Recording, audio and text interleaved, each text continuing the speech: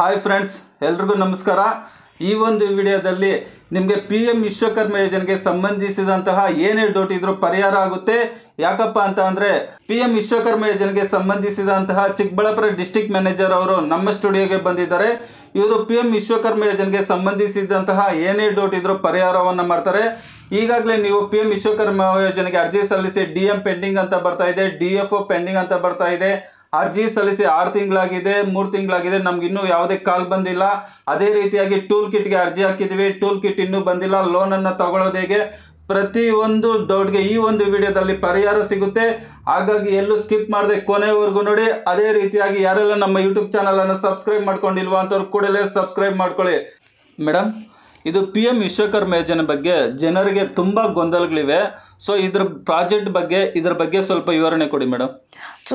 First of all ಜನರಿಗೆ ಇರೋ first confusion ಬಂದು ಪ್ರಧಾನ ಮಂತ್ರಿ ವಿಶ್ವಕರ್ಮ ಪ್ರಾಜೆಕ್ಟ್ ಹೇಗೆ ನಡೀತಿದೆ, ಆ ಪ್ರಾಜೆಕ್ಟ್ ಏನು, and more over central government ಇಂದ ಬಂದಿರೋ ಎಷ್ಟೋ ಸ್ಕೀಮ್ಗಳಿರೋದ್ರಿಂದ ತುಂಬಾ ಜನ ಕನ್ಫ್ಯೂಷನ್ ಕೂಡ ಇದೆ.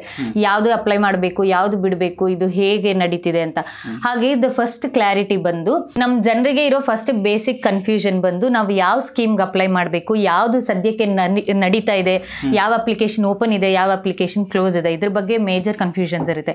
ಫಸ್ಟ್ ಕ್ಲಾರಿಟಿ ಬಂದು PMVK ಪ್ರಧಾನ ಮಂತ್ರಿ ವಿಶ್ವಕರ್ಮ ಯೋಜನೆ, ಇದು ಬಂದು ಸ್ಕಿಲ್ ಇಂಡಿಯಾ ಪ್ರಾಜೆಕ್ಟ್ ಅಂಡರ್ ಅಲ್ಲಿ ಇರೋದು. ಅಂಡ್ ಮೋರ್ ಓವರ್ ಇದ್ರ ಅಪ್ಲಿಕೇಶನ್ಸ್ ಇನ್ನೂ ಓಪನ್ ಆಗಿದೆ, ಅಪ್ಲಿಕೇಶನ್ಸ್ ಕ್ಲೋಸ್ ಆಗಿಲ್ಲ. ಅಂಡ್ ಇದು 5 years ಪ್ರಾಜೆಕ್ಟ್, ಹಾಗಾಗಿ ಅಪ್ಲಿಕೇಶನ್ ರನ್ನಿಂಗ್ ಅಲ್ಲಿ ಇರುತ್ತೆ. ಇವಾಗ ಕೂಡ ಅಪ್ಲೈ ಮಾಡಬಹುದು. ಇದು ಎಲ್ಲಿವರೆಗೂ ರನ್ನಿಂಗ್ ಇರುತ್ತೆ ಅನ್ನೋದು ಒನ್ಸ್ ದ ಎಲೆಕ್ಷನ್ ಕ್ಲೋಸಸ್ ಒಂದು ಅನೌನ್ಸ್ಮೆಂಟ್ ಬರುತ್ತೆ. ಬಟ್ ಸದ್ಯದ ಮಟ್ಟಿಗೆ ಇದು 5 ವರ್ಷದವರೆಗೂ ಇರೋ ಪ್ರಾಜೆಕ್ಟ್ ಆಗಿರೋದ್ರಿಂದ 5 ವರ್ಷವರೆಗೂ ಇದೆ. 2026 and 7 ವರೆಗೂ ಕೂಡ ರನ್ನಿಂಗ್ ಇರುತ್ತೆ. ಅದಾದ್ಮೇಲೆ ಇದು ಗವರ್ಮೆಂಟ್ ಇಂದ ಅಪ್ಡೇಟ್ ಬರುತ್ತೆ ಥ್ರೂ ಇಂಟರ್ನಲ್ ಡಿಸ್ಕಷನ್. ಹಾಗಾಗಿ ಅಪ್ಲಿಕೇಶನ್ ಹಾಕಬೇಕು ಅಂತಿರೋರಿಗೆ ಈ ಬೇಸಿಕ್ ಇನ್ಫಾರ್ಮೇಶನ್ ಹೆಲ್ಪ್ ಆಗುತ್ತೆ. ಆಲ್ರೆಡಿ ಹಾಕಿರೋರಿಗೆ ವೆಲ್ ಅಂಡ್ ಫೈನ್. ಸೊ ಇವಾಗ ನೀವು ಹೇಗೆ ಅಪ್ಲಿಕೇಶನ್ ಹಾಕಬೇಕು, ವಿಶ್ವಕರ್ಮ ಯೋಜನೆಯಲ್ಲಿ ಬಂದು 18 ಸೆಕ್ಟರ್ಸ್ ಇದೆ. ಇದು ಯಾವುದೇ ರೀತಿ ಒಂದು ಸೆಕ್ಟರ್ ಅಲ್ಲಿ ವರ್ಕ್ ಆಗಲ್ಲ, 18 ಸೆಕ್ಟರ್ ಇದೆ. ಅದರಲ್ಲಿ ಮೇಜರ್ ಆಗಿ ಬಂದು ಟೈಲರಿಂಗ್ ಸೆಕ್ಟರ್ ಅಂದ್ರೆ ಅಪ್ಯಾರಲ್ ಇಂಡಸ್ಟ್ರಿ ಬಗ್ಗೆ. ಟೈಲರಿಂಗ್ ಸೆಕ್ಟರ್ ಅಂದ ತಕ್ಷಣ ಎಲ್ಲರ ತಲೆಗೆ ಬರೋದು ಸ್ಟಿಚಿಂಗ್ ಅಂತ. ಎಂಬ್ರಾಯ್ಡರಿ, ಹ್ಯಾಂಡ್ ಎಂಬ್ರಾಯ್ಡರಿ, ಸ್ಟಿಚಿಂಗ್, ಈ ಎಲ್ಲಾ ಸೆಕ್ಟರ್ಸ್ ಅಲ್ಲೂ ಕೂಡ ಈ ಟ್ರೈನಿಂಗ್ ಅವೈಲೇಬಲ್ ಇರುತ್ತೆ. ಕಾರ್ಪೆಂಟರ್ಸ್ಗೆ, ಬ್ಲ್ಯಾಕ್ ಸ್ಮಿತ್ಗೆ, ಪ್ರತಿಯೊಬ್ಬರಿಗೂ ಹೂ ಕಟ್ಟೋರಿಂದ ಹಿಡಿದು ವುಡನ್ ವರ್ಕ್ ಮಾಡೋವರೆಗೂ ಪ್ರತಿಯೊಂದು ಸೆಕ್ಟರ್ಸ್ ಅಲ್ಲೂ ಓವರ್ ಆಲ್ ಅದನ್ನ 18 ಕ್ಯಾಟಗರೀಸ್ ಆಗಿ ಡಿವೈಡ್ ಮಾಡಿ ಒಂದು ಅಪ್ಲಿಕೇಶನ್ಸ್ ನ ರಿಲೀಸ್ ಮಾಡಿದ್ದಾರೆ. ಸೊ ನೀವು ಸೈಬರ್ ಸೆಂಟರ್ಸ್ಗೆ ಹೋಗಿ, ನಿಮ್ಮ ಸರೌಂಡಿಂಗ್ ಅಲ್ಲಿ ಇರೋರು ಯಾರೆಲ್ಲ ವಿಲೇಜ್ ಅಂಡರ್ಸ್ಗೆ ಬರ್ತೀರಾ, ಗ್ರಾಮವರ್ಣ ಅಥವಾ ಹೌದು, ಅಲ್ಲಿ ಎಲ್ಲೇ ನೀವು ಸೆಂಟರ್ಸ್ಗೆ ಹೋಗಿ ಅಪ್ಲಿಕೇಶನ್ ಅವ್ರು ಅಪ್ಲೋಡ್ ಹೋದಾಗ ಕೂಡ ಅವ್ರಿಗಲ್ಲಿ ಯಾವ್ಯಾವ ಸೆಕ್ಟರ್ಸ್ಗೆ ಅವ್ರು ಹೋಗ್ಬೋದು ಅನ್ನೋ ಇನ್ಫಾರ್ಮೇಶನ್ ನ ಕೊಡ್ತಾರೆ. ಹಾಗಾಗಿ 18 ಸೆಕ್ಟರ್ಸ್ ಅಲ್ಲಿ ಇದೆ. ಸೊ ಇದರಲ್ಲಿ ಬಂದು ನೀವು ಹೇಗೆ ಅಪ್ಲಿಕೇಶನ್ ಹಾಕಬೇಕು ಅಂತ ಬಂದ್ರೆ, ಅಪ್ಲಿಕೇಶನ್ ಹಾಕಕ್ಕೆ ಫಸ್ಟ್ ಬಂದು ನಿಮ್ಮ ಆಧಾರ್ ಕಾರ್ಡ್ ವ್ಯಾಲಿಡ್ ಇರಬೇಕು. ಅಂದ್ರೆ ತುಂಬಾ ಜನರಿಗೆ ಇದು ಒಂದು ಡೌಟ್ ಇದೆ, ಆಧಾರ್ ಕಾರ್ಡ್ ಕಾಂಟ್ಯಾಕ್ಟ್ ನಂಬರ್ ಬೇರೆ ಇರುತ್ತೆ, ಅಥವಾ ಆಧಾರ್ ಕಾರ್ಡ್ ಕಾಂಟ್ಯಾಕ್ಟ್ ನಂಬರ್ ಯೂಸಲ್ಲಿ ಇರಲ್ಲ, ಯೂಸ್ ಮಾಡ್ತಾ ಇರಲ್ಲ ನೀವು, ಅಥವಾ ಆಧಾರ್ ಕಾರ್ಡ್ ನಂಬರ್ ಎಲ್ಲೋ ಇರುತ್ತೆ, ನೀವೆಲ್ಲೋ ಇರ್ತೀರಾ. ದಯವಿಟ್ಟು ಈ ತರ ಮಾಡ್ಕೋಬೇಡಿ. ನಿಮ್ಮ ಆಧಾರ್ ಕಾರ್ಡ್ ವ್ಯಾಲಿಡ್ ಇರಬೇಕು, ಬಿಕಾಸ್ ನಿಮ್ಮ ವೆರಿಫಿಕೇಶನ್ ಅಲ್ಲೇ ಆಗುತ್ತೆ. ಹಾಗಾಗಿ ನಿಮ್ಮ ಆಧಾರ್ ಕಾರ್ಡ್, ಪ್ಯಾನ್ ಕಾರ್ಡ್, ನಿಮ್ಮ ಎಜುಕೇಶನ್ ಪ್ರೂಫ್, ಹೌಸ್ ಪ್ರೂಫ್ ಮತ್ತೆ ಇನ್ಕಮ್ ಪ್ರೂಫ್, ಇದರ ಜೊತೆ ಇಫ್ ನೆಸೆಸರಿ ಅಪ್ಲಿಕೇಶನ್ ಆ ನಿಮ್ಮ ಸೆಕ್ಟರಿಗೆ ಅವಶ್ಯಕತೆ ಇದ್ದಲ್ಲಿ ರೇಷನ್ ಕಾರ್ಡ್ ಕೇಳ್ತಾರೆ. ಅವಶ್ಯಕತೆ ಇಲ್ಲ ಅಂದ್ರೆ ಇಲ್ಲ. ಇದು ಬಂದು ನಿಮ್ಮ ಅಪ್ಲಿಕೇಶನ್ ಹಾಕುವಾಗ ನಿಮಗೆ ಗೊತ್ತಾಗುತ್ತೆ. ಹೌದು, ಬ್ಯಾಂಕ್ ಪಾಸ್ಬುಕ್, ನಿಮ್ಮ ಬ್ಯಾಂಕ್ ಪಾಸ್ಬುಕ್ ಬಂದು ಇದು ಮೇಜರ್ ಆಗಿ ತಲೆಯಲ್ಲಿರಲಿ. ಯಾವ ಬ್ಯಾಂಕ್ ನಿಮ್ದು ರನ್ನಿಂಗ್ ಅಲ್ಲಿ ಇದೆ, ನೀವು ಟ್ರಾನ್ಸಾಕ್ಷನ್ ಕರೆಕ್ಟ್ ಆಗಿ ಮೇಂಟೈನ್ ಮಾಡಿದೀರಾ, ಅಕೌಂಟ್ ಕ್ಲೋಸ್ ಆಗಿಲ್ಲ ಅಥವಾ ಅಕೌಂಟ್ ಅಲ್ಲಿ ಏನು ಪ್ರಾಬ್ಲಮ್ ಇಲ್ಲ, ಆ ಬ್ಯಾಂಕ್ ಅಕೌಂಟ್ ನ ಆ ಡೀಟೇಲ್ಸ್ ನ ಸೈಬರ್ ಅವ್ರಿಗೆ ಕೊಟ್ಟು ಲೋನ್ ಅಪ್ಲೈ ಮಾಡಿ. ಇದರಲ್ಲಿ ಒಂದು ಯಾಕೆ ಅಪ್ಲೈ ಮಾಡ್ಬೇಕು ನಾನು, ಅಥವಾ ಇದರಿಂದ ನನಗೇನ್ ಬೆನಿಫಿಟ್, ಇದರಿಂದ ನಿಮಗಿರೋ ಫಸ್ಟ್ ಬೆನಿಫಿಟ್ ಬಂದು ಸರ್ಕಾರದಿಂದ ನಿಮ್ಗೆ 1 ಲಕ್ಷದಿಂದ 3 ಲಕ್ಷವರೆಗೂ ಲೋನ್ ಬರುತ್ತೆ. ಇದು ಸರ್ಕಾರನೇ ಕೊಡುವಂತಹ ಲೋನ್ ಡೈರೆಕ್ಟ್ ಆಗಿ. ಅಂಡ್ ಮೋರ್ ಓವರ್ ಇದು ಬಿಟ್ಟು ನಿಮ್ಗೆ ನೀವು ಈ ಲೋನ್ ತಗೊಳ್ಳೋದಕ್ಕೆ ಒಂದು ಎಲಿಜಿಬಿಲಿಟಿ ಇರಬೇಕು. ಆ ಎಲಿಜಿಬಿಲಿಟಿ ಯಾವಾಗ ಬರುತ್ತೆ ಅಂದ್ರೆ ಅವರು ಟ್ರೈನಿಂಗ್ ತಗೋಬೇಕು ಅದಕ್ಕೆ. ಸೊ ಆ ಟ್ರೈನಿಂಗ್ ಡೇಸ್ ಪೀರಿಯಡ್ ಇರುತ್ತೆ, ಒಂದೊಂದು ಸೆಕ್ಟರ್ಗೆ ಒಂದೊಂದು ಪೀರಿಯಡ್ ಆಫ್ ಟೈಮಿಂಗ್ಸ್ ಇರುತ್ತೆ. 5 ರಿಂದ 7 ದಿನ ಬೇಸಿಕ್ ಟ್ರೈನಿಂಗ್ ಆದ್ರೆ 15 ದಿನ ಎಕ್ಸ್ಪರ್ಟ್ ಟ್ರೈನಿಂಗ್, ಆ ರೀತಿ ಡಿಫ್ರೆನ್ಸ್ ಇರುತ್ತೆ. ಸೊ ಅದ್ರ ಅದಕ್ಕೆ ನಿಮ್ಗೆ ಸ್ಟೈಪಂಡ್ ಅಮೌಂಟ್ ಅಂತ ಕೊಡ್ತಾರೆ. ಯಾಕಂದ್ರೆ ನೀವು ಖಾಲಿ ಹೋಗಿ ದಿನಪೂರ್ತಿ ಸುಮ್ಮನೆ ಟ್ರೈನಿಂಗ್ ತಗೊಂಡ್ ಬರ್ಬೇಕು ಅಂತಾನೂ ಇಲ್ಲ, ನೀವು ದುಡ್ಡು ಕಟ್ಬೇಕಂತಾನೂ ಇಲ್ಲ. ಸರ್ಕಾರನೇ ನಿಮಗ್ ದುಡ್ಡು ಕೊಡುತ್ತೆ. 1 ದಿನಕ್ಕೆ 500 ರೂಪಾಯಿ ಅಂತ. ನೀವು ಎಷ್ಟು ದಿನ ಟ್ರೈನಿಂಗ್ ಮಾಡಿರ್ತೀರಾ ಅಷ್ಟು ದಿನದ ಅಮೌಂಟ್ ನ ನಿಮ್ಗೆ ಸರ್ಕಾರ ಕೊಡುತ್ತೆ. ಬೇಸಿಕ್ ಟ್ರೈನಿಂಗ್ ಬಂದು 5 to 7 days ಇರುತ್ತೆ. ಹಾಗಾಗಿ ಅದರಲ್ಲಿ 5 days ಡೇಸ್ ಬಂದು ಟ್ರೈನಿಂಗ್ ಡೇ ಅಂತ ಕೌಂಟ್ ಆಗೋದು.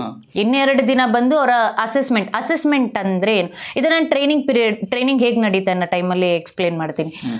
ಸೊ ಏನಂದ್ರೆ ಇದು ನೀವು ಅಪ್ಲಿಕೇಶನ್ ಹಾಕೋ ಫಾರ್ಮ್ಯಾಟ್.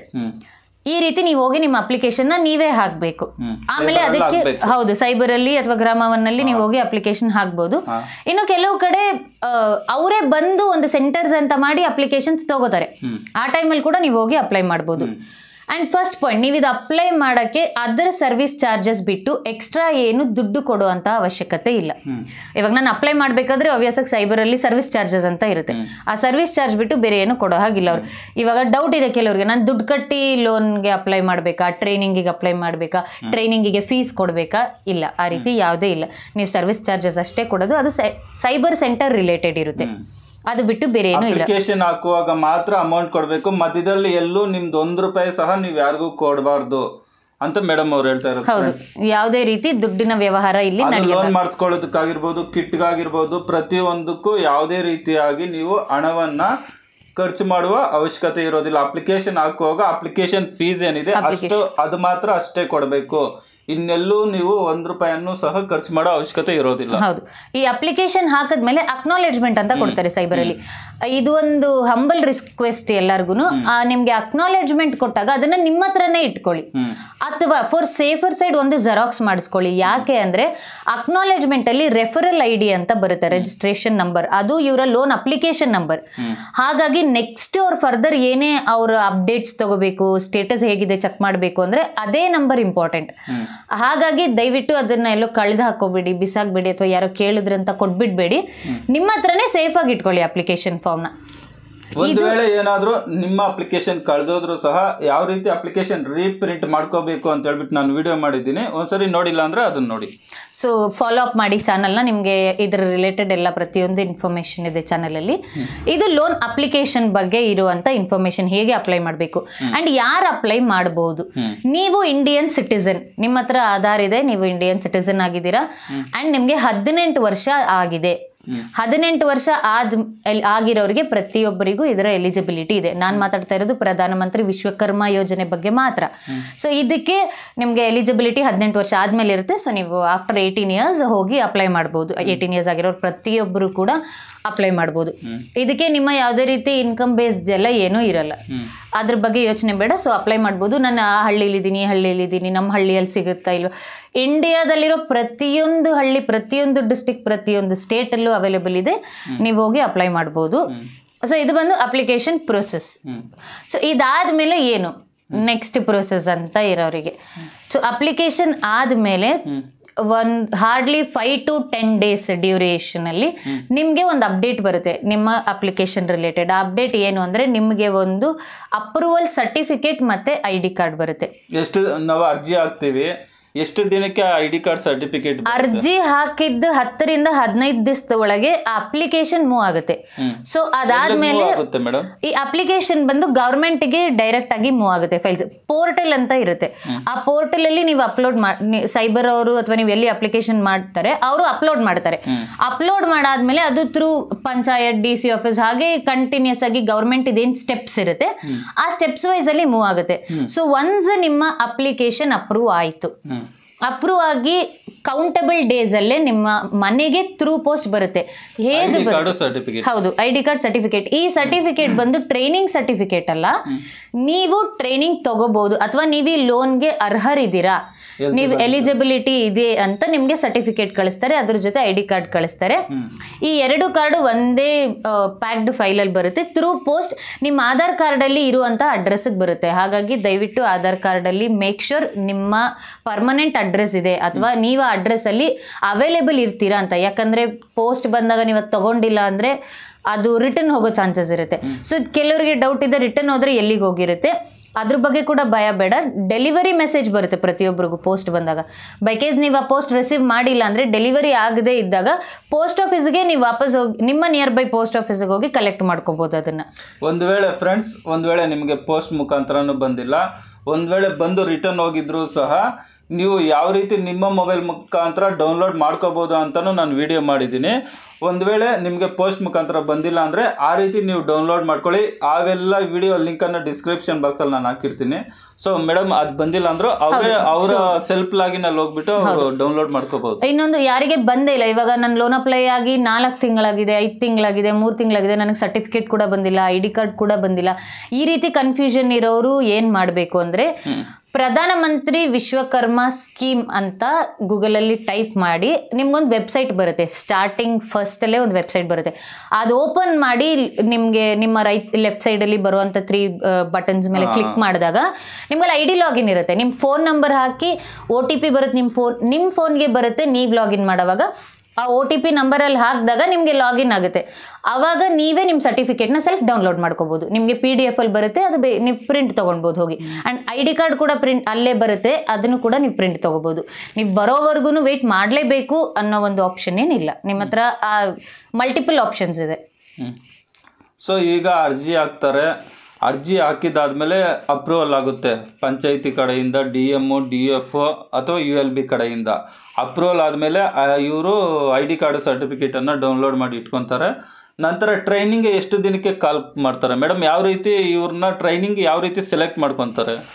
ಇದು ಹೇಗೆ ವರ್ಕ್ ಆಗುತ್ತೆ ಅಂದರೆ, ಇವಾಗ ನೀವು ಅಪ್ಲಿಕೇಶನ್ ಆಗಿ ನಿಮ್ಮ ಸರ್ಟಿಫಿಕೇಟ್ಸ್ ಎಲ್ಲ ಬಂದಿದೆ, ಗವರ್ನಮೆಂಟ್ ಬಂದು ಇದು ಸೆಂಟ್ರಲ್ ಗವರ್ನಮೆಂಟ್ ಆಗಿರೋದ್ರಿಂದ ಡೈರೆಕ್ಟ್ ಗವರ್ನಮೆಂಟ್ ನಿಮಗೆ ಟ್ರೈನಿಂಗ್ ಕೊಡೋದಕ್ಕೆ ಕಷ್ಟ ಆಗೋದ್ರಿಂದ ಪಾರ್ಟ್ನರ್ಶಿಪ್ ಅಂತ ಇರುತ್ತೆ ಸರ್ಕಾರಕ್ಕೆ.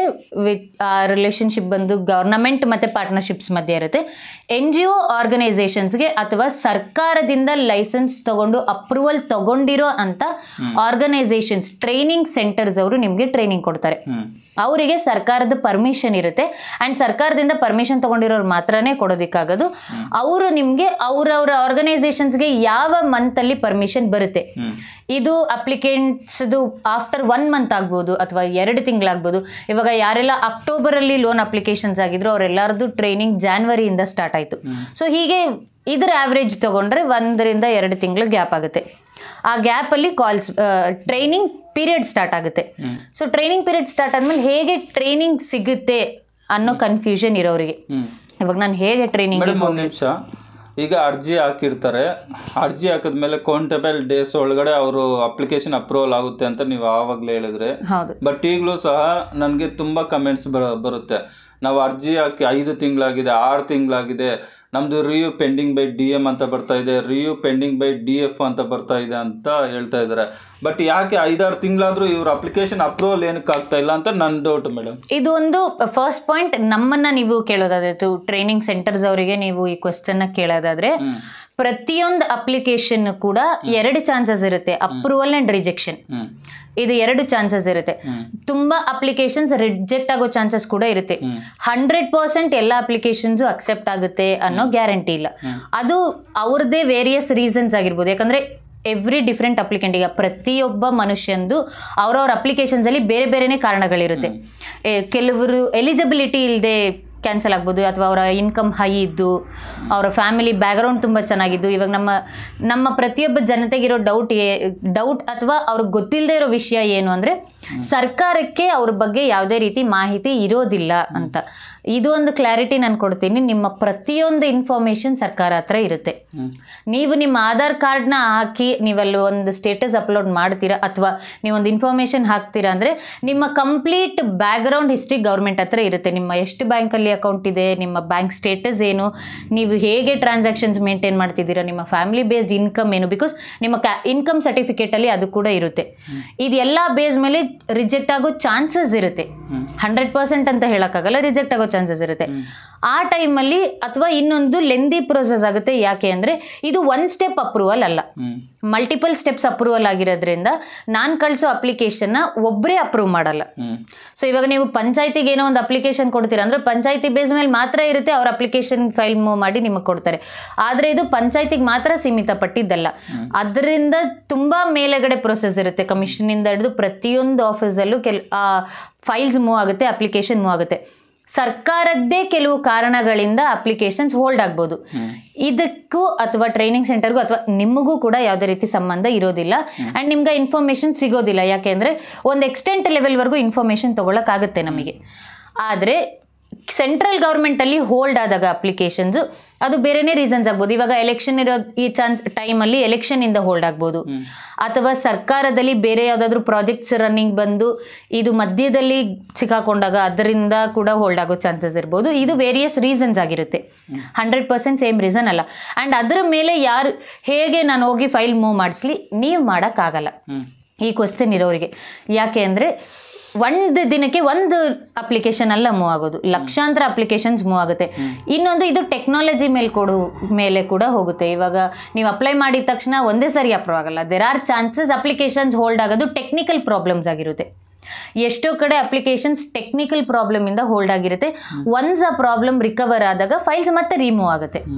ಹಾಗಾಗಿ ನೀವು ವೇಟ್ ಮಾಡಬೇಕು ಅದಕ್ಕೆ ಅನ್ನೋದು ಬಿಟ್ಟರೆ ಬೇರೆ ಏನೂ ಮಾಡೋಕ್ಕಾಗಲ್ಲ. ಅಥವಾ ನಿಮ್ಮ ಸ್ಟೇಟಸ್ ಚೆಕ್ ಮಾಡ್ತಾ ಇರ್ಬೋದು ಮಲ್ಟಿಪಲ್ ಟೈಮ್ಸ್ ಆ್ಯಂಡ್ ಡೌನ್ಲೋಡ್ ಮಾಡೋದಕ್ಕೆ ಟ್ರೈ ಮಾಡಿ. ನಿಮಗೆ ಸರ್ಟಿಫಿಕೇಟ್ ಬರ್ತಾನೆ ಇಲ್ಲ, ತುಂಬ ಟೈಮ್ ಆಯಿತು, ಟ್ರೈನಿಂಗಿಗೆ ಕಾಲ್ ಬಂದಿಲ್ಲ, ನಿಮಗೆ ಏನು ಮಾಡಬೇಕು ಗೊತ್ತಿಲ್ಲ. ಮುಂಚೆ ಆಲ್ರೆಡಿ ಈ ಚಾನಲಲ್ಲಿ ಆಲ್ರೆಡಿ ಅಪ್ಲಿಕೇಶನ್ಸ್ ರಿಲೇಟೆಡ್ ಎಲ್ಲ ಲಿಂಕ್ಸ್ ಇದೆ ಅಥವಾ ವಿಡಿಯೋಸ್ ಇದೆ, ಅದನ್ನು ಫಾಲೋ ಅಪ್ ಮಾಡಿ ಆ್ಯಂಡ್ ನೀವೇ ಡೌನ್ಲೋಡ್ ಮಾಡ್ಕೊಳ್ಳೋಕೆ ಟ್ರೈ ಮಾಡಿ ಸರ್ಟಿಫಿಕೇಟ್ ಮತ್ತು ಕಾರ್ಡ್ನ. ಸೊ ದಟ್ ನೀವೇ ಡೌನ್ಲೋಡ್ ಮಾಡ್ಕೊಂಡಾಗ ನಿಮ್ಮ ರಿಜಿಸ್ಟರ್ ನಂಬರ್ ನಿಮಗೆ ಸಿಗುತ್ತೆ. ಸೊ ನೆಕ್ಸ್ಟ್ ಅಪ್ಡೇಟ್ಸ್ನ ನೀವೇ ಮೂವ್ ಆನ್ ಮಾಡ್ಕೊಳ್ಬೋದು, ನೀವು ವೆಯ್ಟ್ ಮಾಡೋ ಬದಲು. This is an alternate option. Okay, ಈಗ ಅಪ್ಲಿಕೇಶನ್ ಹಾಕ್ತಾರೆ, ಅಪ್ರೂವಲ್ ಆಗುತ್ತೆ. ಸೊ ಅಪ್ರೂವಲ್ ಆದಮೇಲೆ ನೀವು ಕಾಲ್ ಮಾಡ್ತೀರಾ ಈ ಥರ ಟ್ರೈನಿಂಗ್ ಅಂತ ಹೇಳ್ಬಿಟ್ಟು. ನೀವೆಲ್ಲೋ ಅಕಸ್ಮಾತ್ ಬಳ್ಳಾರಿನ ಬೀದರ ಇರ್ತೀರಿ ಅಥವಾ ಯಾವುದೋ ಒಂದು ಡಿಸ್ಟಿಕಲ್ಲಿ ದೂರ ಪ್ಲೇಸಲ್ಲಿ ಇರ್ತೀರಾ. ನಮಗೆ ಹತ್ರ ಪ್ಲೇಸ್ ಯಾವುದೋ ನಮ್ಮೂರ ಪಕ್ಕದಲ್ಲಿ ಯಾವುದೋ ಒಂದು ಟ್ರೈನಿಂಗ್ ಸೆಂಟರ್ ಇರುತ್ತೆ, ನಾವು ಅಷ್ಟು ದೂರ ಬರೋಕ್ಕಾಗಲ್ಲ, ನಾವು ಬೇರೆ ಸೆಂಟರ್ನ ಆಯ್ಕೆ ಮಾಡ್ಕೋಬೋದು ನಾವೇ ಓನಾಗಿ. ನೀವು ಈ ಕ್ವಶನ್ಗೆ ಹೇಳಬೇಕಂದ್ರೆ ಒಂದು ಎಕ್ಸ್ಪ್ಲನೇಷನ್ನೇ ಕೊಡ್ಬೇಕು ನಾನು. ಫಸ್ಟ್ ಪಾಯಿಂಟ್ ಬಂದು ಪ್ರತಿಯೊಂದು ಡಿಸ್ಟಿಕ್ಗೂ ಸೆಂಟರ್ಸ್ ಇದೆ.